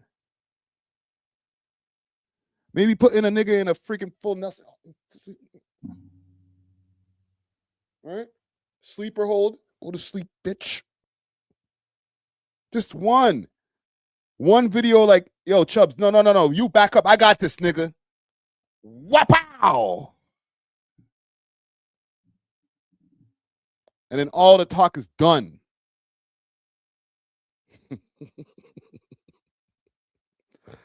I'm not trying to incite no violence. We don't want Drake going out here getting his hands dirty, all that type of shit. But like, I'm just not mad at the comment right there. You feel me? Anyhow, you know what? Listen, don't even listen to me. The lawsuit would be crazy. Yo, whoever gets snuffed by Drake, oh my God. They're suing this nigga for at least $5 million. I'm saying, like, me personally, differently. Drake, you snuff me and I catch a broken jaw, bro, I'm hitting you for $10 million. So yeah, that might not be a good idea. Don't listen to Friday. Okay? He don't got close to the same amount of money as you. His decision-making process is different. Let's continue the clip. Let me shut the hell up. I believe Swag is related to the boogeyman. Oh, the boogeyman. Oh, shit. That is family. You also have family in Milwaukee. That Brandon safe too though, because he was there. He know the mom and dad. Milwaukee. At the party. Oh yeah. Everybody. That's what I said. We know them. We cool. Well, it's just basketball. Just come to the golf event February. Hit the golf ball. Can we get a Canadian for some SGA Dylan Brooks? Sure, of course. Drake. Of course. And Brian Adams. Of course. One of my favorite singers of all time. No, well, I'm getting phone calls about B. I'm like, yo, man, like, listen, hey, they called me at 8 o'clock this morning. Hey, man, tell that nigga Brandon Jennings, man. Like, I'm like, yo. Man, at the end of the day, man, this whole era is soft. Next month is gonna be somebody playing. It's not just the Canadians. All you niggas is soft. And bad. We're gonna call them soft. We're gonna call, I imagine when you say soft, is it with a lowercase or capital T? No, it's go ahead. Ken. You got it. Capital SOF capital. Damn. Soft. Oh, it could be lowercase.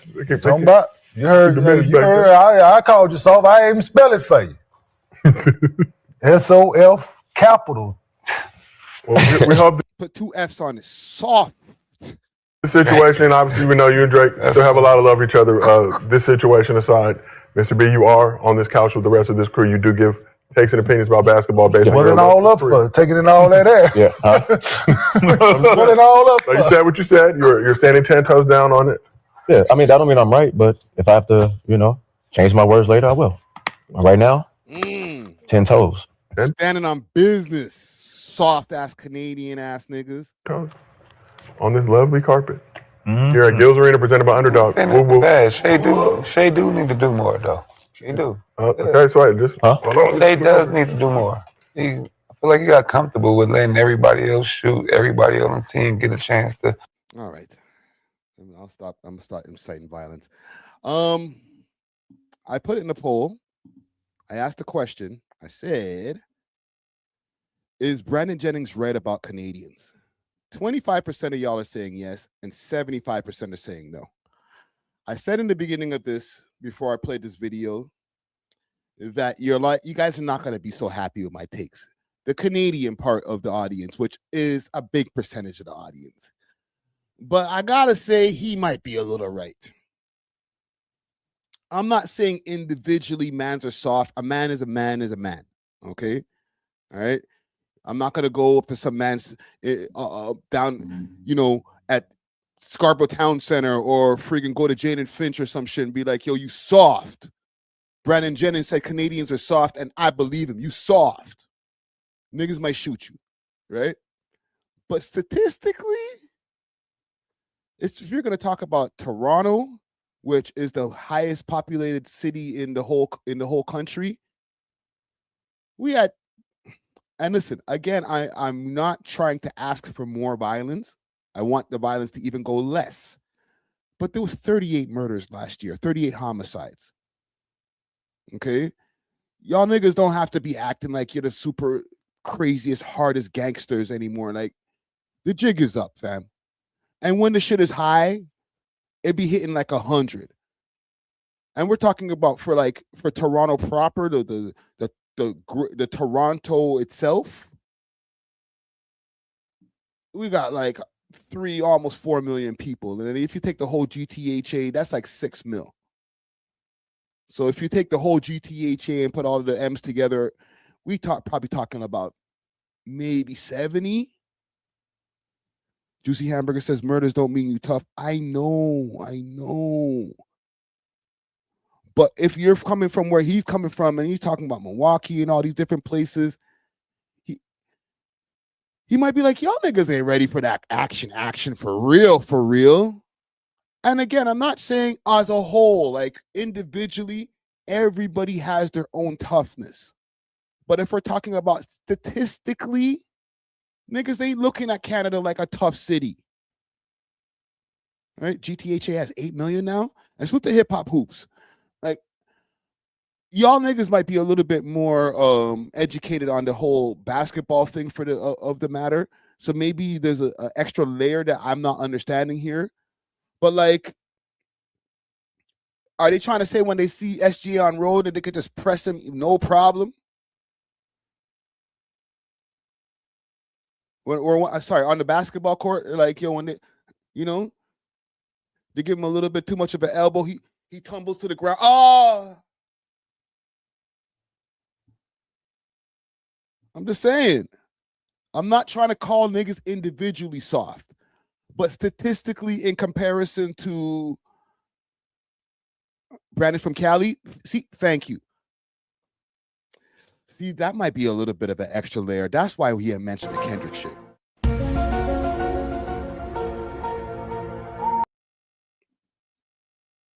I might need to get some experts on this. Yo, Hip Hop Hoops, you got a minute? Check your DMs. I'm gonna send you something from my Friday Ricky Dread page. I'm gonna send you the link. Hold on, let me find y'all page here. Here we go. Why does it say community services? I just sent something to Hip Hop Hoops Community Services. I'm gonna find y'all page and join the live for a second, man. Because see, y'all just gave me some information I did not know about. I didn't know the man was from LA. That might be the reason why he's dissing this nigga. Boom. Actually, I sent it to the other page too. If you have time. Okay. Yeah. Damn, nigga. But if you're ready to take LA and let's see if we can find this. It's the only Gilbert Arenas likes Drake on that pod. I'm not tapped in. I keep, it's too late in my life now to start becoming the sports guy. You feel me? But Hip Hop Hoops, I sent you a DM with the link to the thing here. Let's see what the Los Angeles murder rate was for 2025. Homicides. And I know somebody said in the chat, homicides don't make you tough or whatever, but like, it helps to really shape the landscape of what city is more dangerous. You feel me? It's not so bad as far as I guess in past years what I've heard of. 230 homicides for 2025. All right. And I know they have way more people. Like, they got a way bigger population. I think it's like 13 million population of Los Angeles.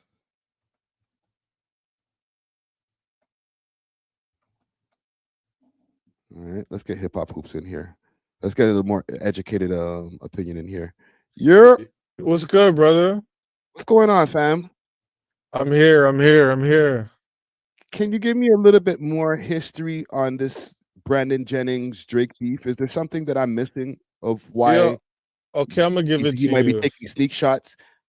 No, so it's weird, right? Brandon Jennings.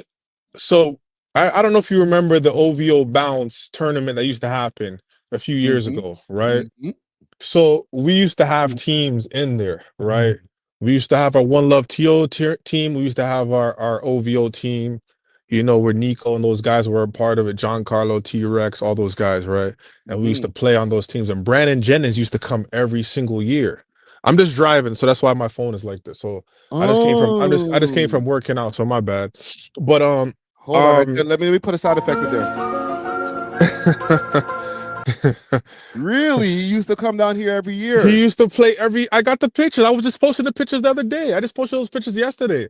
All those pictures with him throwing up the OVO sign with the OVO chain on. Niggas used to rock with him crazy. Oh, he had the chain. He had the chain on. That's what I don't know if you've seen Drake's when he posted in his story, because I sent something to Nico like, yo, what the fuck's wrong with your boy? Like, what? Why is he on that? Because there's a few times on the Gilbert Arena show where niggas was taking a shot at the boy and he just ain't saying nothing. So I was like, why he not defending the nigga? Like, why he not saying nothing? He just was blank. And I'm like, bro, this guy's been here. Like, you played on the OVO team. On the OVO bounce team. On the OVO bounce team, you were there.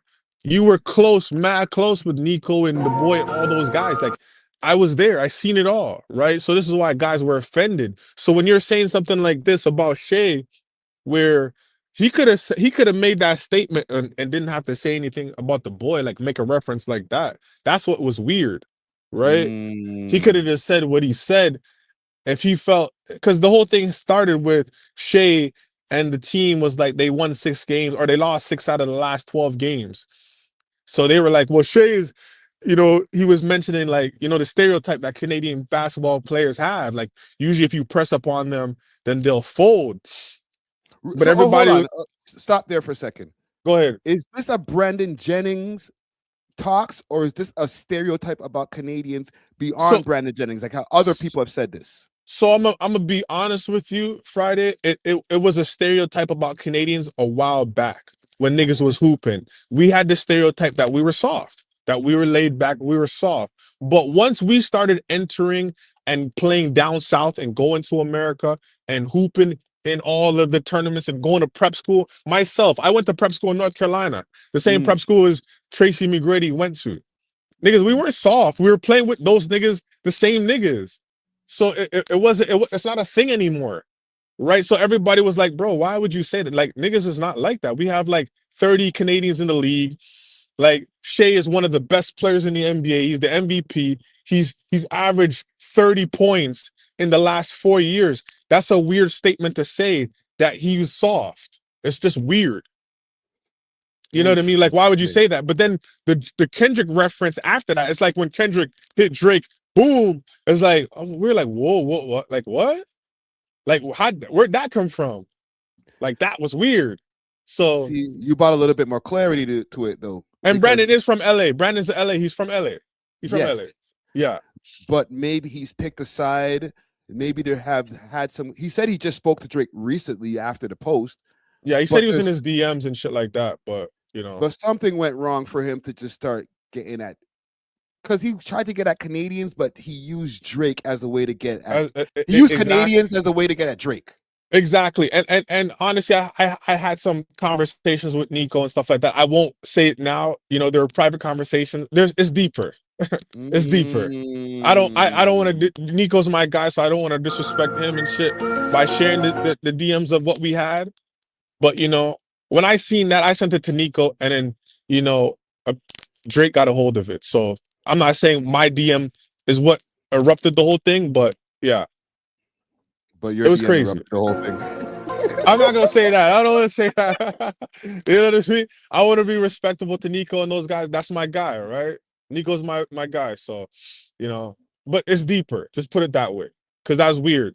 You didn't have to make that reference to the Drake reference. You could have kept it all hoops. It's a basketball. It's a basketball podcast, right? So why are you bringing up Drake? And then there was just times where in the Gilbert Arenas show, those guys were killing Drake. They were killing the boy, and Brandon said nothing. Like he said absolutely nothing. And if you look at some of the old pictures, I have team photos on my old personal Instagram where Brandon Jennings is there when we won the championship. Like I have him. He played on our team. He had the OVO chain, the owl. He was throwing up the OVO, the old school, when the fingers are upside down. Like it looked like they were signs. Got pictures of that. Bro, So you just added so many layers to it. This guy sounds like a super trader right now, like a switch sider. Trust me, trust me. I wish I could say more to you, brother, but you know, I'm gonna be respectful to everybody. So he got his chain took. Somebody's saying in the chat right now, salute to Juicy Hamburger. Did he get his chain took? Is that facts? I don't know about that. I can't say anything to that. But he was. It's not like he did this for 1 year, Friday. He was doing this for like 4 or 5 years straight. He was coming to the city of Toronto. He was coming to this. He was coming to the city of Toronto. He was playing the OVO bounce like every year. Like he was playing. Like he didn't play on no other team. He played on the OVO team. So this is another little thing too, is because that's when they said when he took his shirt off and he threw it. That's when they said Top 5 took his shirt and he put it on.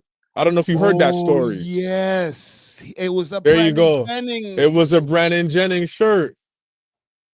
Yes. Yeah. And that's because I remember I used to see Top 5 there and he had no shirt on. I remember that. I remember him as a young kid. I used to see him and he used to walk around and he had no shirt on. Yo, that brings everything full circle, super full circle. It brings everything full circle, bro. It does. So yeah. I see you talking about it, and I was like, oh, I gotta talk to him and let him know about like what's real. That's the real shit. Anybody will tell you. I got all that shit documented. For the audience, this is the homie from Hip Hop Hoops, man. Yes, sir. Okay, Hip Hop Hoops. They're out here giving great takes on sports and hip hop. All right, so y'all gotta go tap into them because like. I can only do so much. There's only so much knowledge that I have. I have zero sports knowledge. So I'm just reacting to these guys beefing. You had to come in here and just give me all of the extra layers, bro. Listen, man, you're doing a great job, Friday. We tapping with you. I always listen to you when it comes to hip hop, man. You're the lead guy in the city for this shit. So we tap in and we get content from you when you're doing the shit. So, you know, keep doing your thing, man. I want to shout out to my brother Woods, from my partner from Hip Hop Hoops, you know, but we got to set this record straight, man. So I hope that helps a little bit with you guys, man.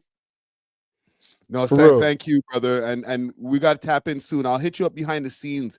We're going to get a Hip Hop Hoops, We Love Hip Hop collabo going on just now. Oh, yeah. We have to, brother. We have to. 100%, man. Keep doing your thing Friday, man. Appreciate you, brother. No, appreciate you, brother. Peace. All right, man. Peace. Peace. Yo, big salute to Hip Hop Hoops, man. Woo! Let me pull up their page so y'all can see these guys. They know what go on in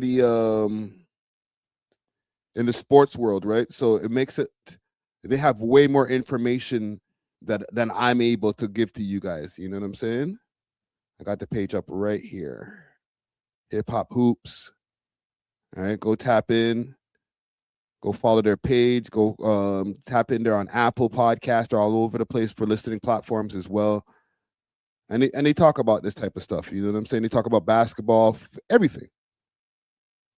So let's talk about Dylan Brooks. He played against LeBron last week, and I guess he had like 33. LeBron didn't play well that game, and Phoenix Suns beat the Lakers, right? So we've seen something happen where you had Gilbert Arenas came on, and he was like, he wants to thank his trainer, Tyndale. David Tyndale. So David Tyndale price going up. Yesterday's price is not today's price. Is going up, right? So if you guys want to get like some people who are knowledgeable on sports, right? You're not going to get it from the We Love Hip Hop podcast. Not yet. I'm going to find some sports guys soon, but I don't have them yet. But tap into Hip Hop Hoops. They've got all of your sports needs covered. All right. But yeah, and salute to Drake, man. I might have to take back some of my take a little bit too. Again, I'm not going to take it back completely. Statistically, I can see where the average American might feel that Canada's soft. But the way Brandon Jennings is going at it, I don't know. He might be trying to rage bait, not maybe us only, but he's trying to rage bait Drake. All right. So no salutes to Brandon Jennings, salute to Drizzy Drake. Y'all keep doing your thing. Actually staying on Drake because he has been talking about the Iceman album. I don't know. Maybe we might get, what time is it right now? It's about 7:47. We might get a Iceman 4 stream, hopefully. You never know. But they've been kind of busy on, was it on his Instagram page that he posted this shit? Let me see. Let me see if I can find I got all my links over here. One day I'm going to show you guys all of my links that I have that I pull my information from. I think I might have already done that, but let me show you guys something here. So this is on the plot twist page. Classic loading. We were talking about it on the podcast the other day. Like, well, where's the Iceman album? Like, what's going on, bro? What are we doing right now? We've been waiting on this shit probably about a year. Maybe I should just start a poll also over here while I'm having my conversation about this. Because there's been some talks, right? Iceman, let's ask this. Will Iceman drop before February? Let's do that. Okay. And if you continue on this plot twist page, here's the thing. They released the song, the National Treasure song, but when I went to go check for it, bang, that's what I saw. All right. Sound effects, please.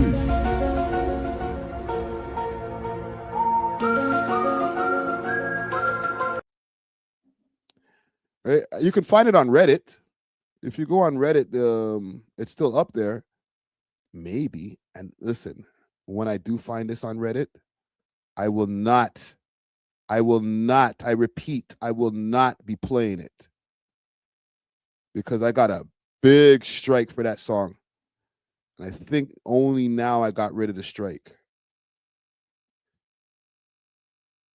Is it around here?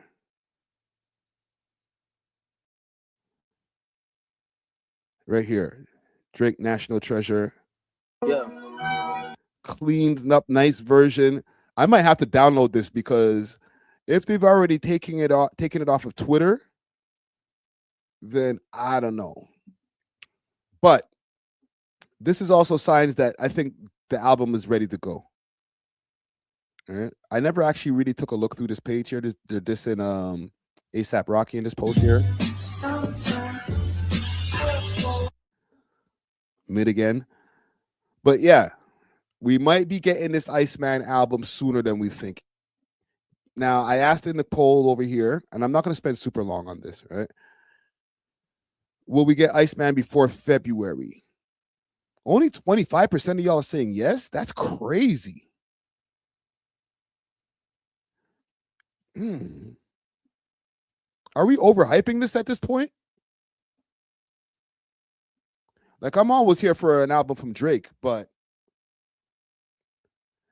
if you take too long to drop something and you keep on announcing, yo, Iceman on the way. Iceman is coming soon. Yo, it's going to be crazy. This is going to be a classic. Sometimes you can build too much anticipation. You feel me? So the longer it takes before the shit drops, niggas is going to expect like the super duper extra crazy classic for the amount of time that they waited for it. And I'm not saying that it's going to be mid, but if it's just great, not amazing, it's just great, good Drake music, niggas is going to be like, this is what I waited so long for? Right? Just my opinion.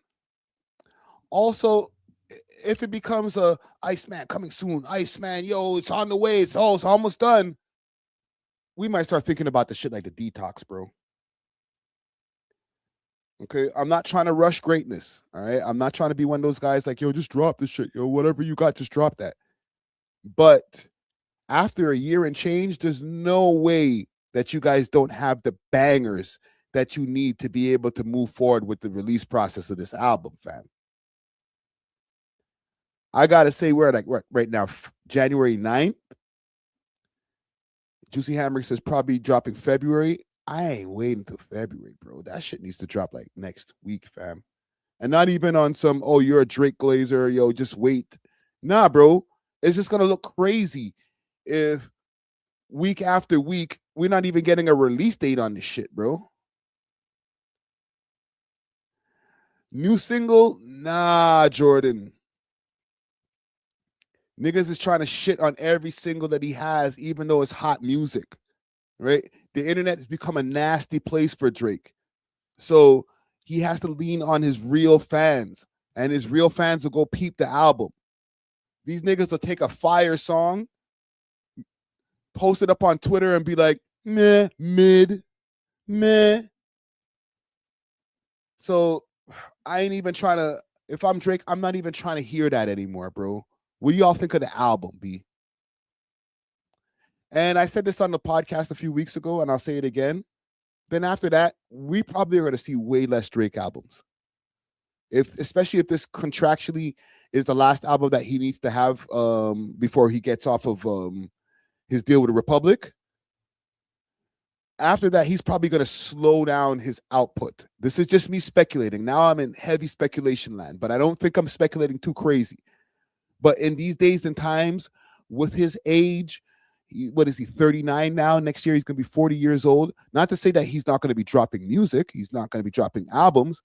But at the clip that he was dropping at Once Upon a Time, when he got that $400 million deal and he was dropping 2 albums a year and all type of crazy shit, like, nah, B. This is a signs that we're already at the time where Drake is only going to maybe drop 1 album every 2 years. If that. Right? I don't think he should retire, but I think if I'm him and I get to a certain point, I've already achieved everything that I need to achieve in the game. The longer that you hang around, and I'm not saying retire, I'm saying the longer that you're like trying to be the guy at the top spot all the time, the easier it is for people to try to take you off of that top spot. The more people that are going to continuously be trying to take you off of that top spot. And this ain't 2016 anymore. This ain't 2013 anymore, where we have Drake at maximum full power energy to take on anybody who tries to take him off the top. Nah, bro, we're in a different time now. We're in 2026. We're in the trolling internet era where like people just like to hate on shit just to hate on shit. And niggas don't respect albums, B.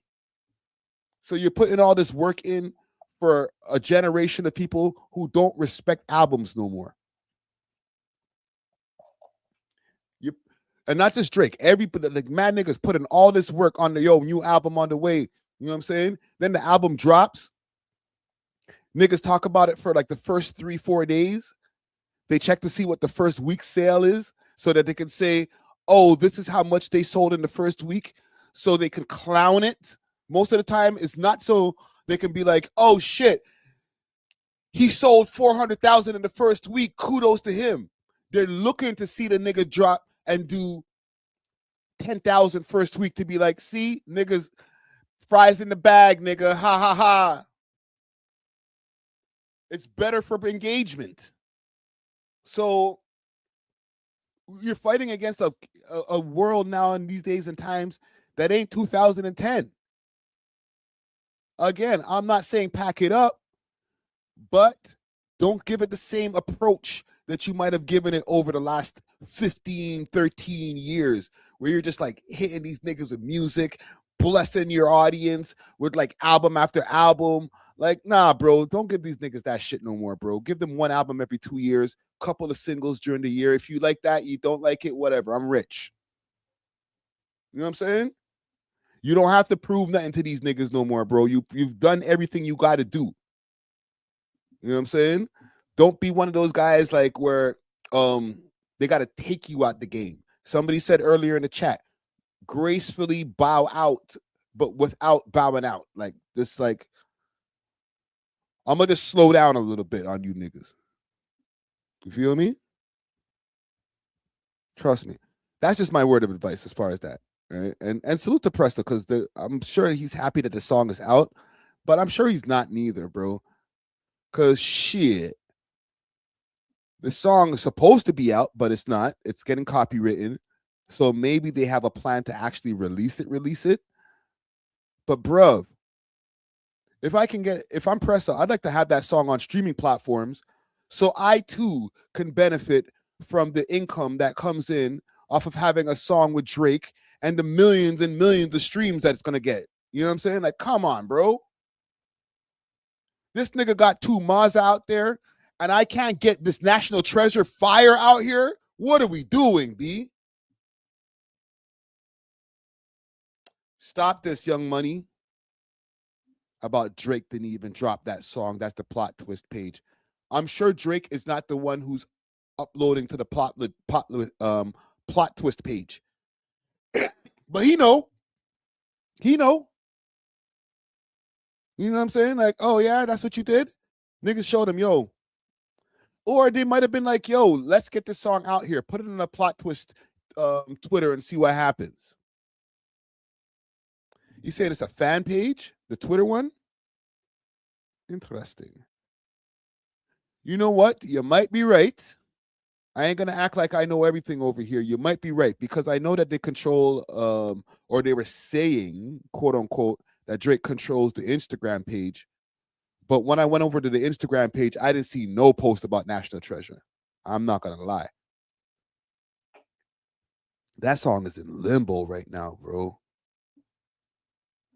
Low key, if I'm Pressa, I'd be pissed right now. Like, fam, drop the tune, bro. Walk one. There's no signs of National Treasure over here. Let me double check something, and then we're going to move on to our next story, because they always have the 100 gigs thing in the the 100 gigs link is not even working. That's crazy.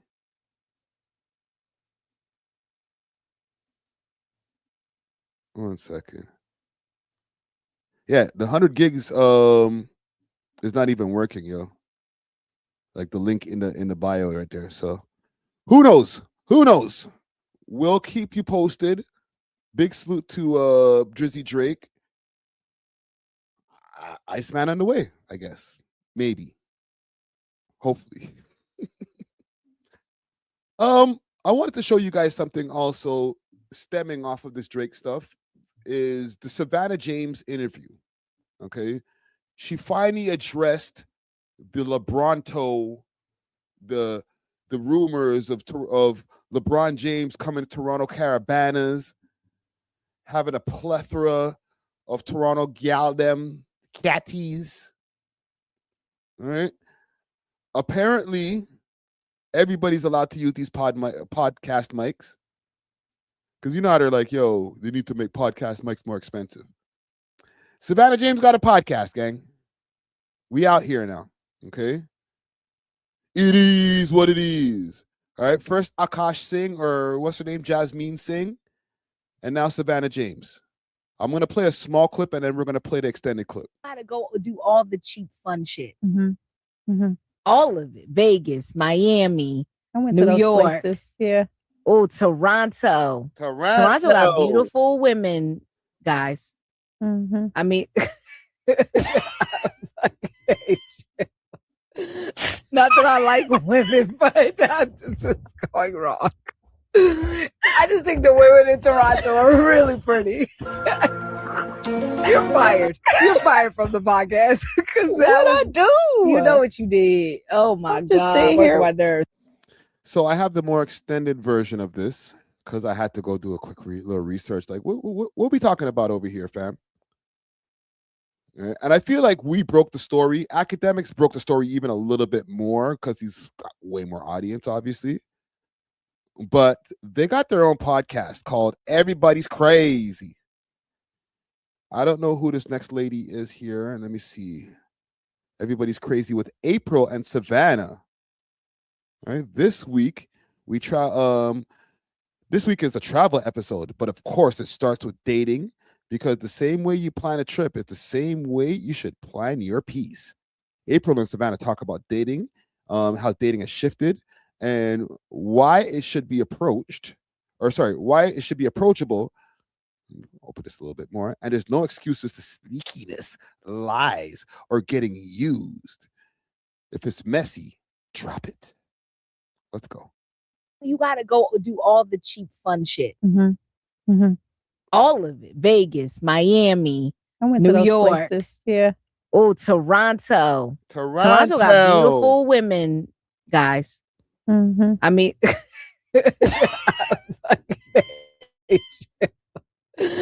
not that I like women, but this is going wrong. I just think the women in Toronto are really pretty. You're fired. You're fired from the podcast. What I do? You know what you did. Oh my God. My nerves. Oh, you know, I love Houston. Savannah don't like Houston. I love Girl Houston. likes Houston. Let me ask you guys a question. I put up in the poll here. Does she know about LeBron told? Does she know about his activities? It's, you know, maybe it's just like you get a pass. When you come to Toronto, do whatever you want to do. Just don't let it get up on the blogs. They got a nice little set over here. My nerves. Oh, you know, I love Houston. Fired from the podcast. Not that I like women, but this is going wrong. I just think the women in Toronto are really pretty. You're fired. You're fired from the podcast. What I do? You know what you did. Oh my God. My nerves. Oh, you know, I love Houston. Savannah don't like Houston. I love Girl Houston. likes Houston. I do like Houston. You liked Montreal. I've never been. No, Vancouver. I enjoyed Vancouver a lot. Yeah, I haven't been there. So, I mean, I feel like you got to hit up the U.S. and then you have to move international. Question. Yes. Where in the U.S. do you feel like it's like one of those looked over places that you would like to go? I really was pleasantly surprised with the Grand Canyon. Oh, okay. I wanted to the Grand see. Canyon. Yes, it was awesome. All right, good to know. Salute to Hip Hop Hoops in the chat over here. Is she mad because right now she's playing it off? All right, but I don't know. Yo, that's a crazy list right there. Jada Pinkett Smith, Akash Singh's wife, Steph Curry's wife. It never ends well.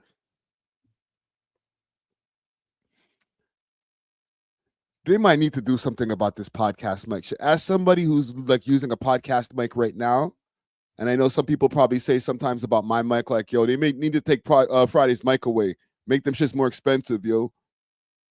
But they might need to do something about this, man. There might need to be like some kind of a license that you need to have if you want to do a podcast.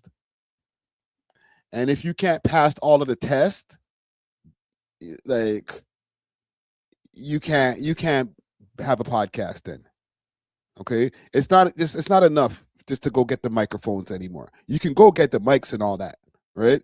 But if you can't pass the podcast, like a driving test, like going to Service Ontario or whatever. Like if you can't pass the podcast test, then you can't play. Okay, you can't go out there and start giving your takes. No, we don't want, maybe some of the testing might be certain takes, or are you some famous person's wife or something like that? Like, I don't know, I'm sounding hella misogynistic right now, like with this shit, but like, bruv, not everybody needs to have the mics, fam. Okay, right now this is tame. We're okay. LeBron's okay. We're gonna leave this segment alone. LeBron's okay. This is not something crazy. I haven't watched the whole episode. I don't really think I'm going to be watching the whole episode for research purposes. But right now we're in the clear. But I feel like a Jasmine Singh type of episode on the way, where she just starts talking crazy about Bron and just makes him look wild. So, like, to be continued. Okay. We'll check back in. Maybe Myron Gaines will be the one who blows up the story again. Okay. And then we'll just follow up. But I just feel like something's brewing. Something that this is an appetite for this is like a recipe for destruction right here. You know what I'm saying? So I don't know. Like I said, we'll keep you tapped in. Salute to all parties involved. I wanted to do a quick update on the Plaga case. Okay, Plaga, Scarborough rapper.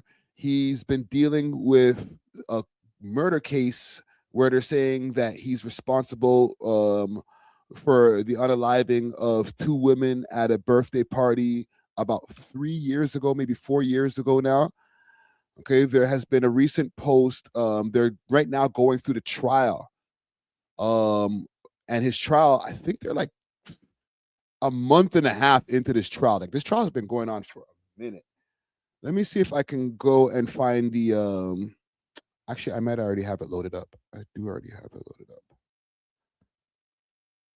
I'm going to go and see if I can find the article, because there's an article that's available on the Kitchener newspaper. I forget the name of the newspaper itself, but I had to go pull up the article via Reddit. And the problem is, bro, I ain't reading all of this shit. So I'm going to pull everything up on an app called Speechly. So let's go back to Reddit. Let me see if I can find the article over here, because it was recent that they just posted it. Let's go through these Reddit screens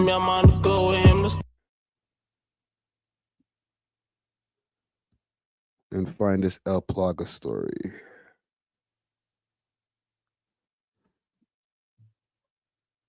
They've been going crazy dissing mans on this page here.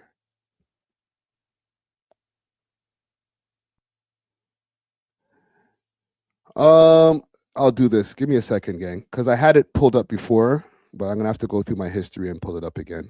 My bad, gang. Right before I started the freaking podcast, I had a friggin' my internet went out, so I lost a lot of the shit. But I'll pull it back up. Let me just go through my history quick fast. Because I pulled up a bunch of shit. Plaga.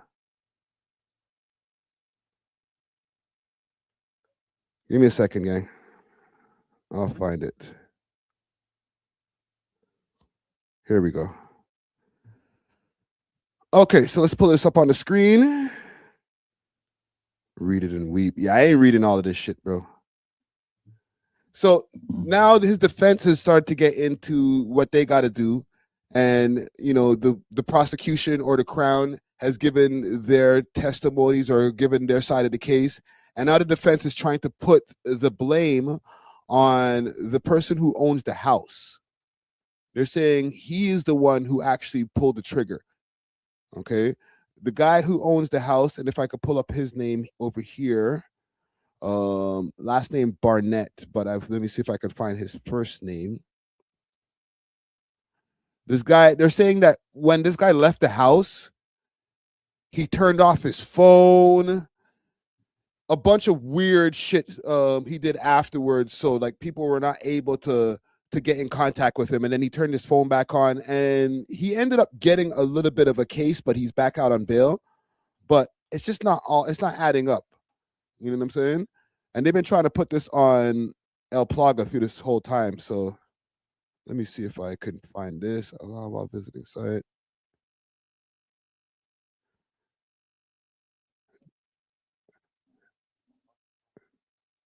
Okay, so I'm gonna go and pull up Speechify here, and Speechify is gonna take us through this article about what's going on with El Plaga, and salute to all parties involved. R.I.P. to them two young ladies right there, that passed away.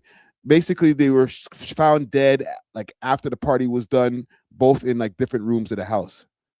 Okay, so my bad. Let's pull up the Speechify app that I have over here, and save us the botched Friday Ricky Dread reading.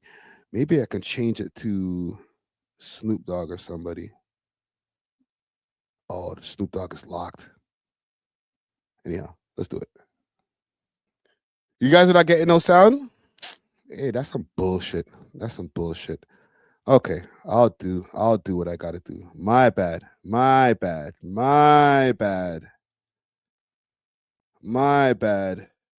Let's pull up the actual article over here. Okay, so partygoer Christopher Lucas, who has pled not guilty to 2 counts of second-degree murder in connection with the death of Christine Crooks, 18, of Toronto, and 20-year-old Juliana Pananzio of Windsor. Okay, the man who was the guest of honor at the party held a short-term rental in Fort Erie, where the 2 young women were shot and returned to the witness stand for a double murder trial. But at the time, as a witness for the defense, Trevor Barnett, a 33-year-old resident of Scarborough, had previously testified at the trial of Christopher Lucas, who was charged with 2 counts of first-degree murder. So he previously was testifying in helping El Plaga, and El Plaga is Christopher Lucas. Okay, Barnett said that both Christine Crooks, 18 of Toronto, and Pananzio were alive when he left the birthday party in Fort Erie on January 19th of 2021. He admitted that he deactivated the cell phone and took steps to return the vehicle that he had driven to the party, and instructed other attendees on what to say to police. He also got rid of his handgun that he possessed at the time. Last month, 7 weeks into the trial, the Center of Forensic Sciences concluded cartridges, casings from the handgun seized during the traffic stop in East Gwillimbury in August of 2022 matched the casings recovered from the Fort Erie murder scene. Hold on, I need to listen.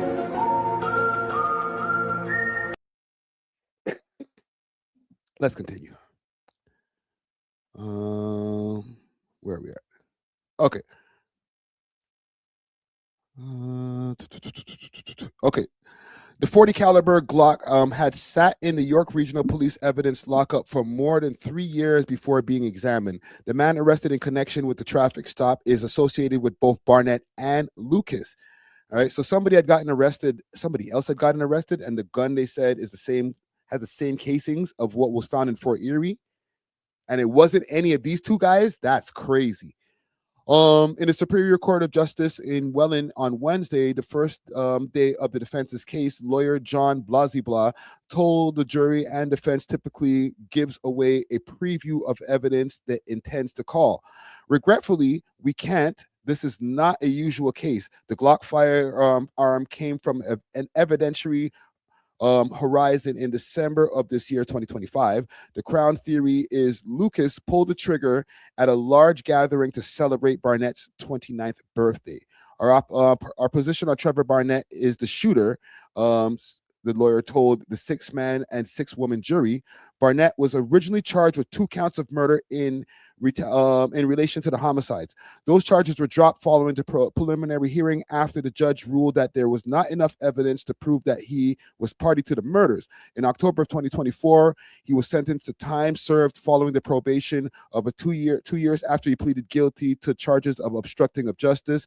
On Wednesday, Barnett testified that many people he associates with carry firearms. Coming from where I come from, it's normal to protect yourself, he said. You could be here today and gone tomorrow. Everybody and their moms have a gun. All right. So this is homie on the stand right now testifying like they ain't me. He said it was relatively easy to obtain a firearm in Toronto, and the weapons are often rotated throughout the community. Handguns are regularly traded for other firearms and lent out to other individuals. He said that he did have a handgun at the time of the shooting, but he did not bring it into the house party because Fort Erie was so far away. He could not recall the type of gun it was. After the shooting, he got rid of the gun because he knew police would be interested in everyone who was at the waterfront home at that night. He said that he passed his gun to someone in the neighborhood, but refused to name the recipient. He told the court that he had 20 to 25 firearms over the years. Damn. And that he and his associates preferred Glock handguns. People want to roll with what the police have. Go for the best. We went through everything before we got the Glock money. Bro, this is crazy. Well, let's continue. Asked if the handgun was used in a double homicide, Barnett said, "I don't know what handgun was used in the murder of those women." Barnett had previous weapons-related convictions and was subject to 2 lifetime firearms bans. So damn, this guy still had a gun with 2 lifetime firearms bans. Courts heard Crooks and had been invited to the party by Lucas, who is El Plaga, then 22 years Toronto rapper known by the stage name of El Plaga, like I just said. Pananzio's only connection to the gathering was through Crooks. And I think that's about it. So that's where we are so far. Okay, they're trying to put it back on this guy Barnett, who the party was held for, the birthday boy. They're saying that the defense is saying that he is responsible for those 2 young women being murdered. I don't know, man. This is a wild case as far as like pointing fingers at each other.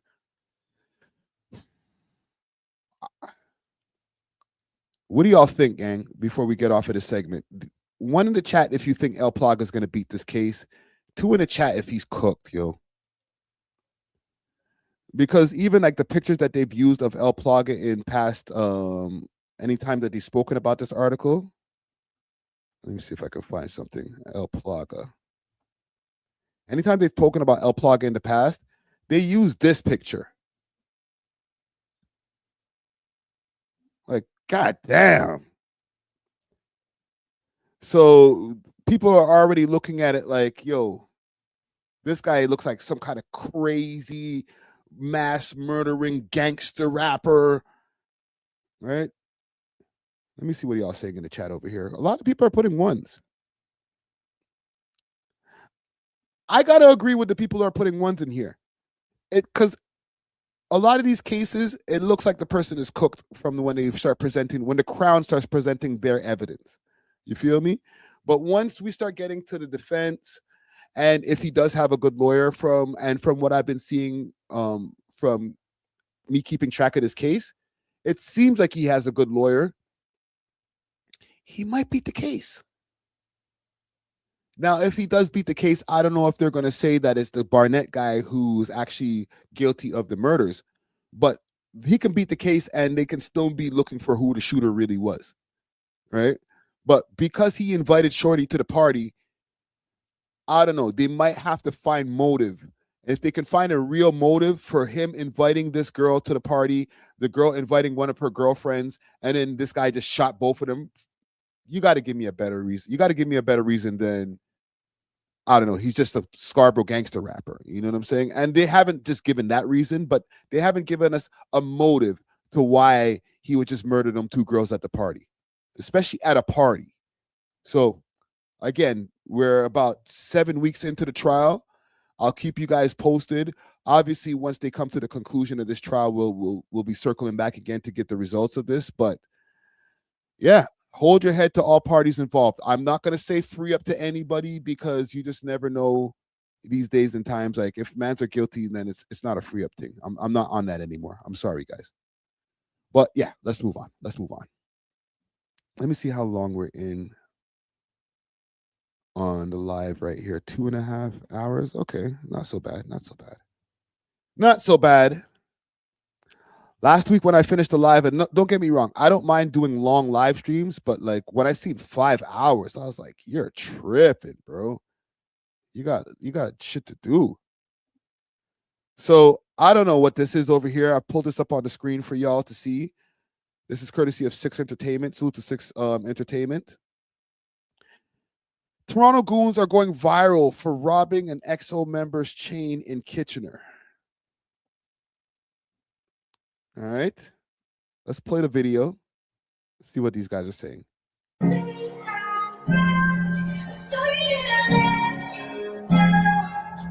Was he gonna try to put the spliff on the chain?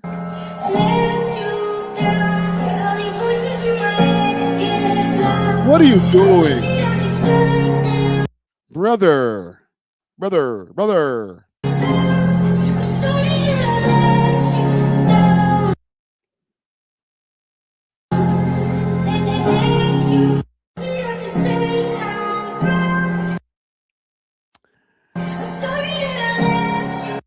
Can I read this again? Toronto goons are going viral for robbing XO members chain in Kitchener.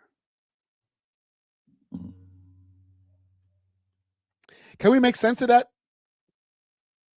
Toronto goons are going viral for robbing XO members in Kitchener. So let me see if I understand what happened here. Did the Toronto mans, the goons, buck a XO member in Kitchener and rob them in Kitchener? Or are Kitchener mans robbing each other for XO chains? Little fake XO chains, because that shit don't look real, bro. This is what I'm talking about with the goddamn internet, bro.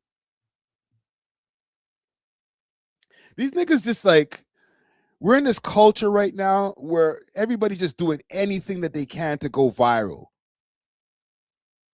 We don't even know mad XO members like that to know if they actually robbed an actual XO member. Right? Like, what are we really doing over here, bro? Welly96 wants to know, any OVO members robbed ever? Besides Drake? I don't know. You tell me. Y'all tell me. I don't really think anybody from OVO has ever been robbed, from my recollection. Nobody's ever had to give up the OVO chains. And I'll stand on, this is cap. I'm not going to spend long on this because I feel like this is a super cap story.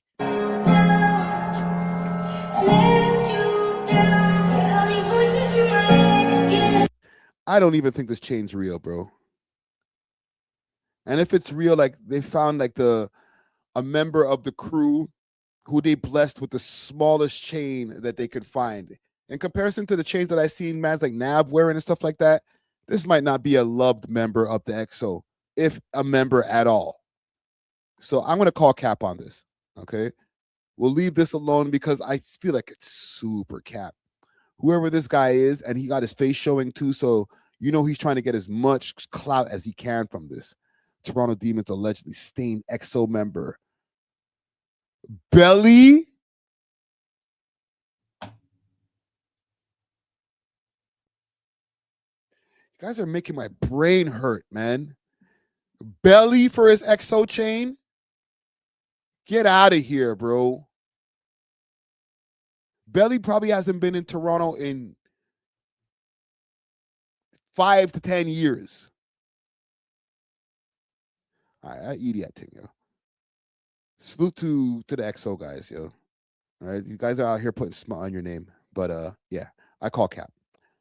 So there's a video that has been rolling around on a lot of these Toronto blog pages talking about the brown hate from white people.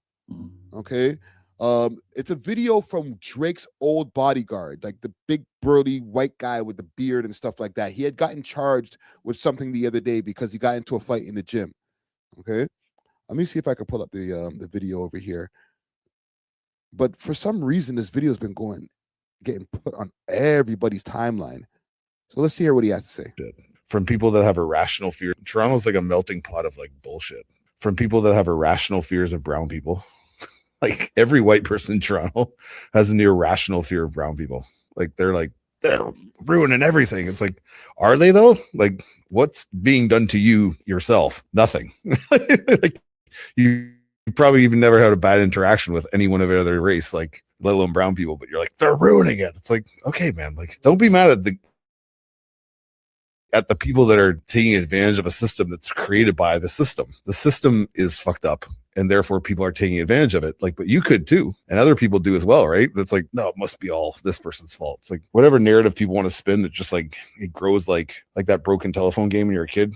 You're like saying one thing around a circle, and by the time it gets back, it's like completely the wrong fucking thing. Like it's not even what it started as. That's what it is with like social media and people online and projecting their ideas into the world.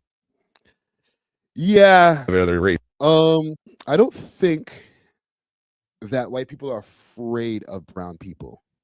I think it's more the word, it might be a different word that needs to be used. I think it's more annoyed. It might be even hate. Okay. And people are going to call me a snowflake for this take right here. Maybe they might be afraid of the amount of different things that they've been able to achieve in a short space of time. They might be afraid of their own sovereignty as far as their jobs and being able to rise in the economy. Maybe that might be the fear. Okay. And he explained that as well. But like, as far as like when they see people over here, like, I think a lot of white people think they can beat the shit out of brown people. They might be wrong. They're probably wrong. But fear, yeah, it's not a fear thing. It's a hate thing.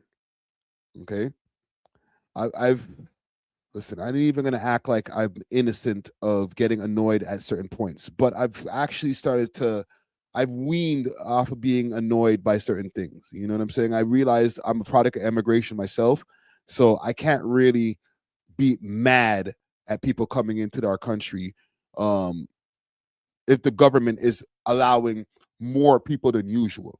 You know what I'm saying? Because if that's Indian people, that's also people that are coming in from Ghana or people that can be coming in from Barbados or different places that I directly am involved with. You know what I'm saying? As far as like it's connected to me. So I can never have that whole, cut down the immigration. You know, Snoop the Puck Daddy, who's been on my show, we had a debate about it being zero. He was like, 0.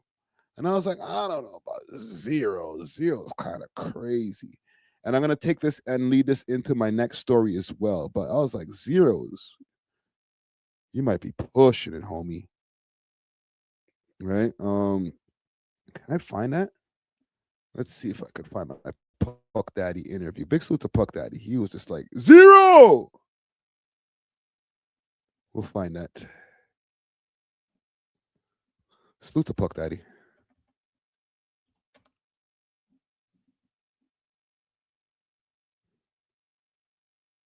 Yeah, it's this video here. Yeah. We love hip hop. Let me ask you, because we had a conversation on and all my people, my Pakistani people, God Indian bless, people, right?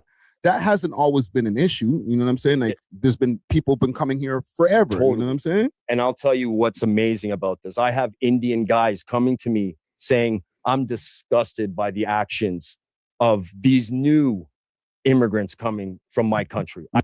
I'll play this part here. 0 immigration. Zero. Is harsh, bro. 0. Because it was like, it's like $1 million a year, right? But what would be cutting it down? What does cutting it down mean? Like, I think they said 70%. That's still not enough. It needs to be 0 until we can start taking care of our own. Once we start proving that we can take care of our people first, 0. I don't know if we could do 0 immigration, Joe. I fuck with you, but 0 immigration is harsh, bro. 0. You want to know an example? Look at Poland. 0. They have 0 people coming in their country. They have 0 terror attacks. They have like less crime than anyone in the European. I make a valid point here. Yeah, but 0 for how long? Like until we can take care of our own and start the government understanding that with the money that you send to Ukraine, you could be helping veterans on our street. You can be helping the mentally ill, not feed them drugs, but put them in a resource place, what gets them help and gets them off their feet again. Imagine what the billions of dollars we've sent overseas, what that could have done for this city alone. Come on, guys. We can only be so virtuous for so long. You want to be virtuous until you're in your deathbed? I don't think so. It's time to, call things how it is. Be honest. I know you guys are all thinking it.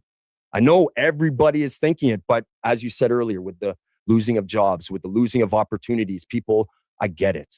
And that's why I felt it was my duty, put my ass on the line and do it. And hopefully people follow me in doing so. Yeah, he says 0. Well, it's not going to be 0, but he might get his wish, because I just seen here, they're starting to say they're cutting off visas for parents. And let me pull up the Instagram post that I found this from. It's due to RTN. They said no more parents and no more grandparents. So Canada will no longer be accepting new immigration sponsorship applications for parents and grandparents. All right. It says Canada will announce that it will stop accepting new immigration sponsorship applications for parents and grandparents starting 2026. Immigration authorities will continue to process applications already submitted under previous intakes, but new permanent residency sponsorships will be accepted until further notice. So no new permanent residencies will be accepted until further notice. The decision is part of the broader effort to manage backlogs and adjust immigration levels. Right? Yo, look at the comments. God damn. Long overdue. This person put a paragraph. Honestly, I think this is one of the best decisions Canada ever could make. In many countries, immigration policies are designed to attract young, vibrant, economical, active. Yeah.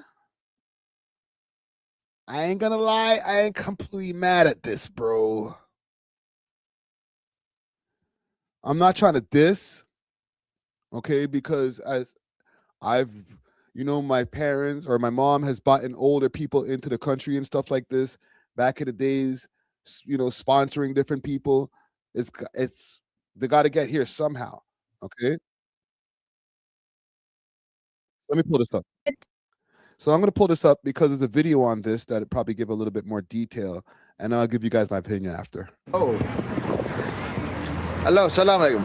Ever since Ahmed Tilla became a permanent resident in 2019, he's been trying to bring his parents from the Philippines to come live with him in Canada. I have no wife, no children. Basically, my parents and siblings are all I have in terms of family.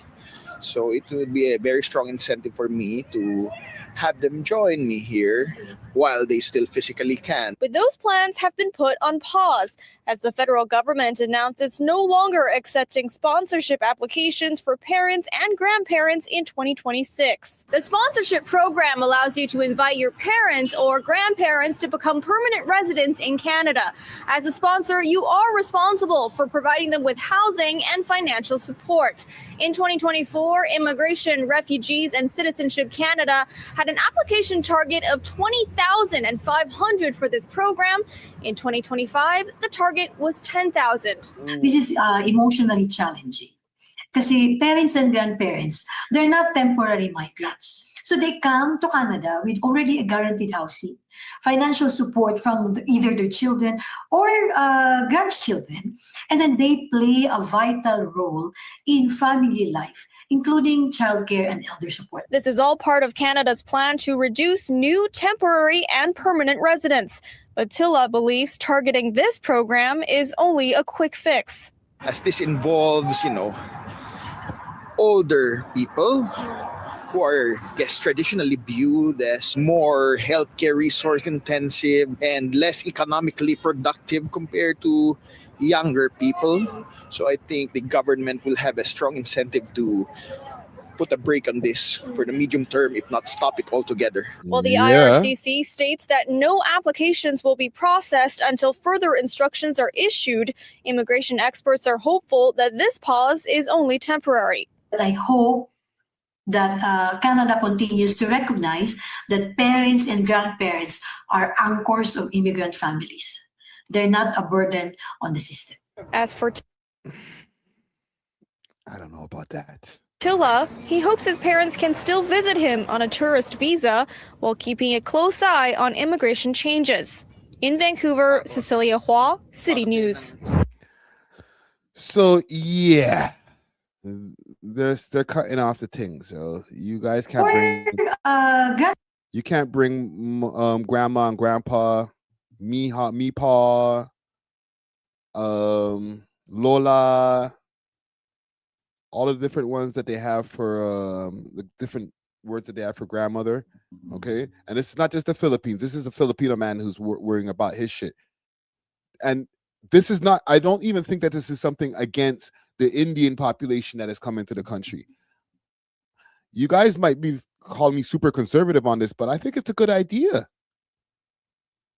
If you're going to be making immigration a thing, which obviously it has to be a thing, we need more immigrants in the country. Brightest and best. Give us your brightest and best so that you can help build this new country that you move to. I feel like it's not a hot take. It's not a wild concept that I'm bringing right here. Okay? Bring it back to that. Brightest and best. Do all of the different background checks that you need to do. Not just, randomly, you want some kind of like immigration lottery and you got over here. Like, no. Again, brightest and best. And nobody gonna get mad. Nobody's gonna have this immigration fatigue. You're not going to see all of the xenophobia that's happening on road. You know what I'm saying? You're not going to get all of these anti-black and anti-white or people who are white and black having this anti-Indian sentiment. Brightest and best. All right? India's, and not to say, everybody else, y'all got to stay. Level up and you can come over here too. You feel me? Or show us that you got a plan. All right. This is in a lineup, one of the lands of opportunity. If you have good intentions, look what's happening right now in America. They've had their share of mass immigration, and now they're complaining about Minnesota. And now ICE is just taking everybody out of that place. So instead of us having to be reactive after all of the influx of immigration that homie Trudeau brought in a few years ago, now moving forward, I'm not mad at this plan. To be honest, grandma and grandpa are going to come here and do what? They might help as far as maybe taking care of the kids in the crib, and then them kids grow up, and then you're just taking up space, taxpayer money, all type of shit. You know what I'm saying? I ain't mad at them saying, we got to cut off the grandmother and grandpa, and the parents. Maybe not the parents, but the grandparents, they got to stay. You feel me? So we'll leave that there. All right. Salute to all the people, my own family included, all the products of immigration. We ain't trying to say, no more immigration to Canada. But again, I will say it, brightest and best. And I think nobody will complain about that. But yeah, like I said, we didn't even do 3 hours over here today. It's not so bad, not so bad. You know what I want to check before I finish here? There's a couple of things I saw posted on these interwebs. Let me go over to Instagram quickly and do a quick sweep before we're out of here. Because Drake had just posted something, and they're saying that he had posted some new bars. Let's check to see what he got going on over here. This is the most recent post. So he's busy. He's ready. I think he's going to drop soon. 14! Stop acting so scared. Right? He's bigging up stakes. This is 17 hours ago. It's time to move, isn't it? I have two main activities in life, smoking and plotting revenge.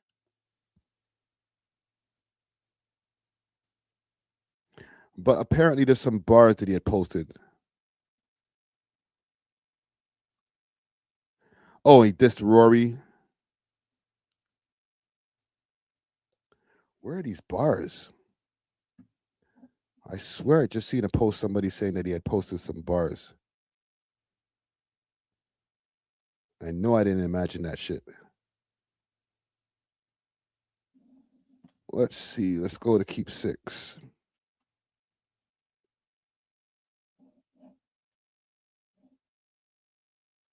No, I guess not. I seen a post earlier. Somebody had said that he had posted some new bars.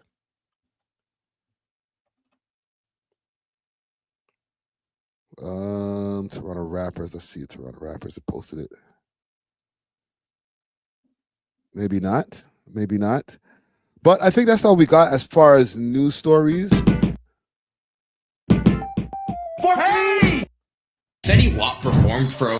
So let me double check to see if there's anything else going on. They're making fake freshman pages. And if not, I think I could end the live there. Christmas list. Somebody told me about a Christmas list video that I should check out. I'll save that for the next live. Fetty Wap is home. All right, welcome home, Fetty Wap. Yeah, we'll save this Drake story for another day as far as stories out here. But listen, big salute to the audience out there. All right. Thank you for tuning in. For the people who tune in from the beginning of the live all the way to now, make sure to hit that like button on the way out. Like I said, also send us a hype. The hypes help with the algorithm like crazy. Okay. We'll be back on Monday with episode 648 with the whole gang. Quick disclaimer also, if there's a crazy snowstorm going on Sunday night, we might have to do the episode virtually. So stay tuned. We'll be back Monday with a new episode. Until then, we are off of this. Deuces.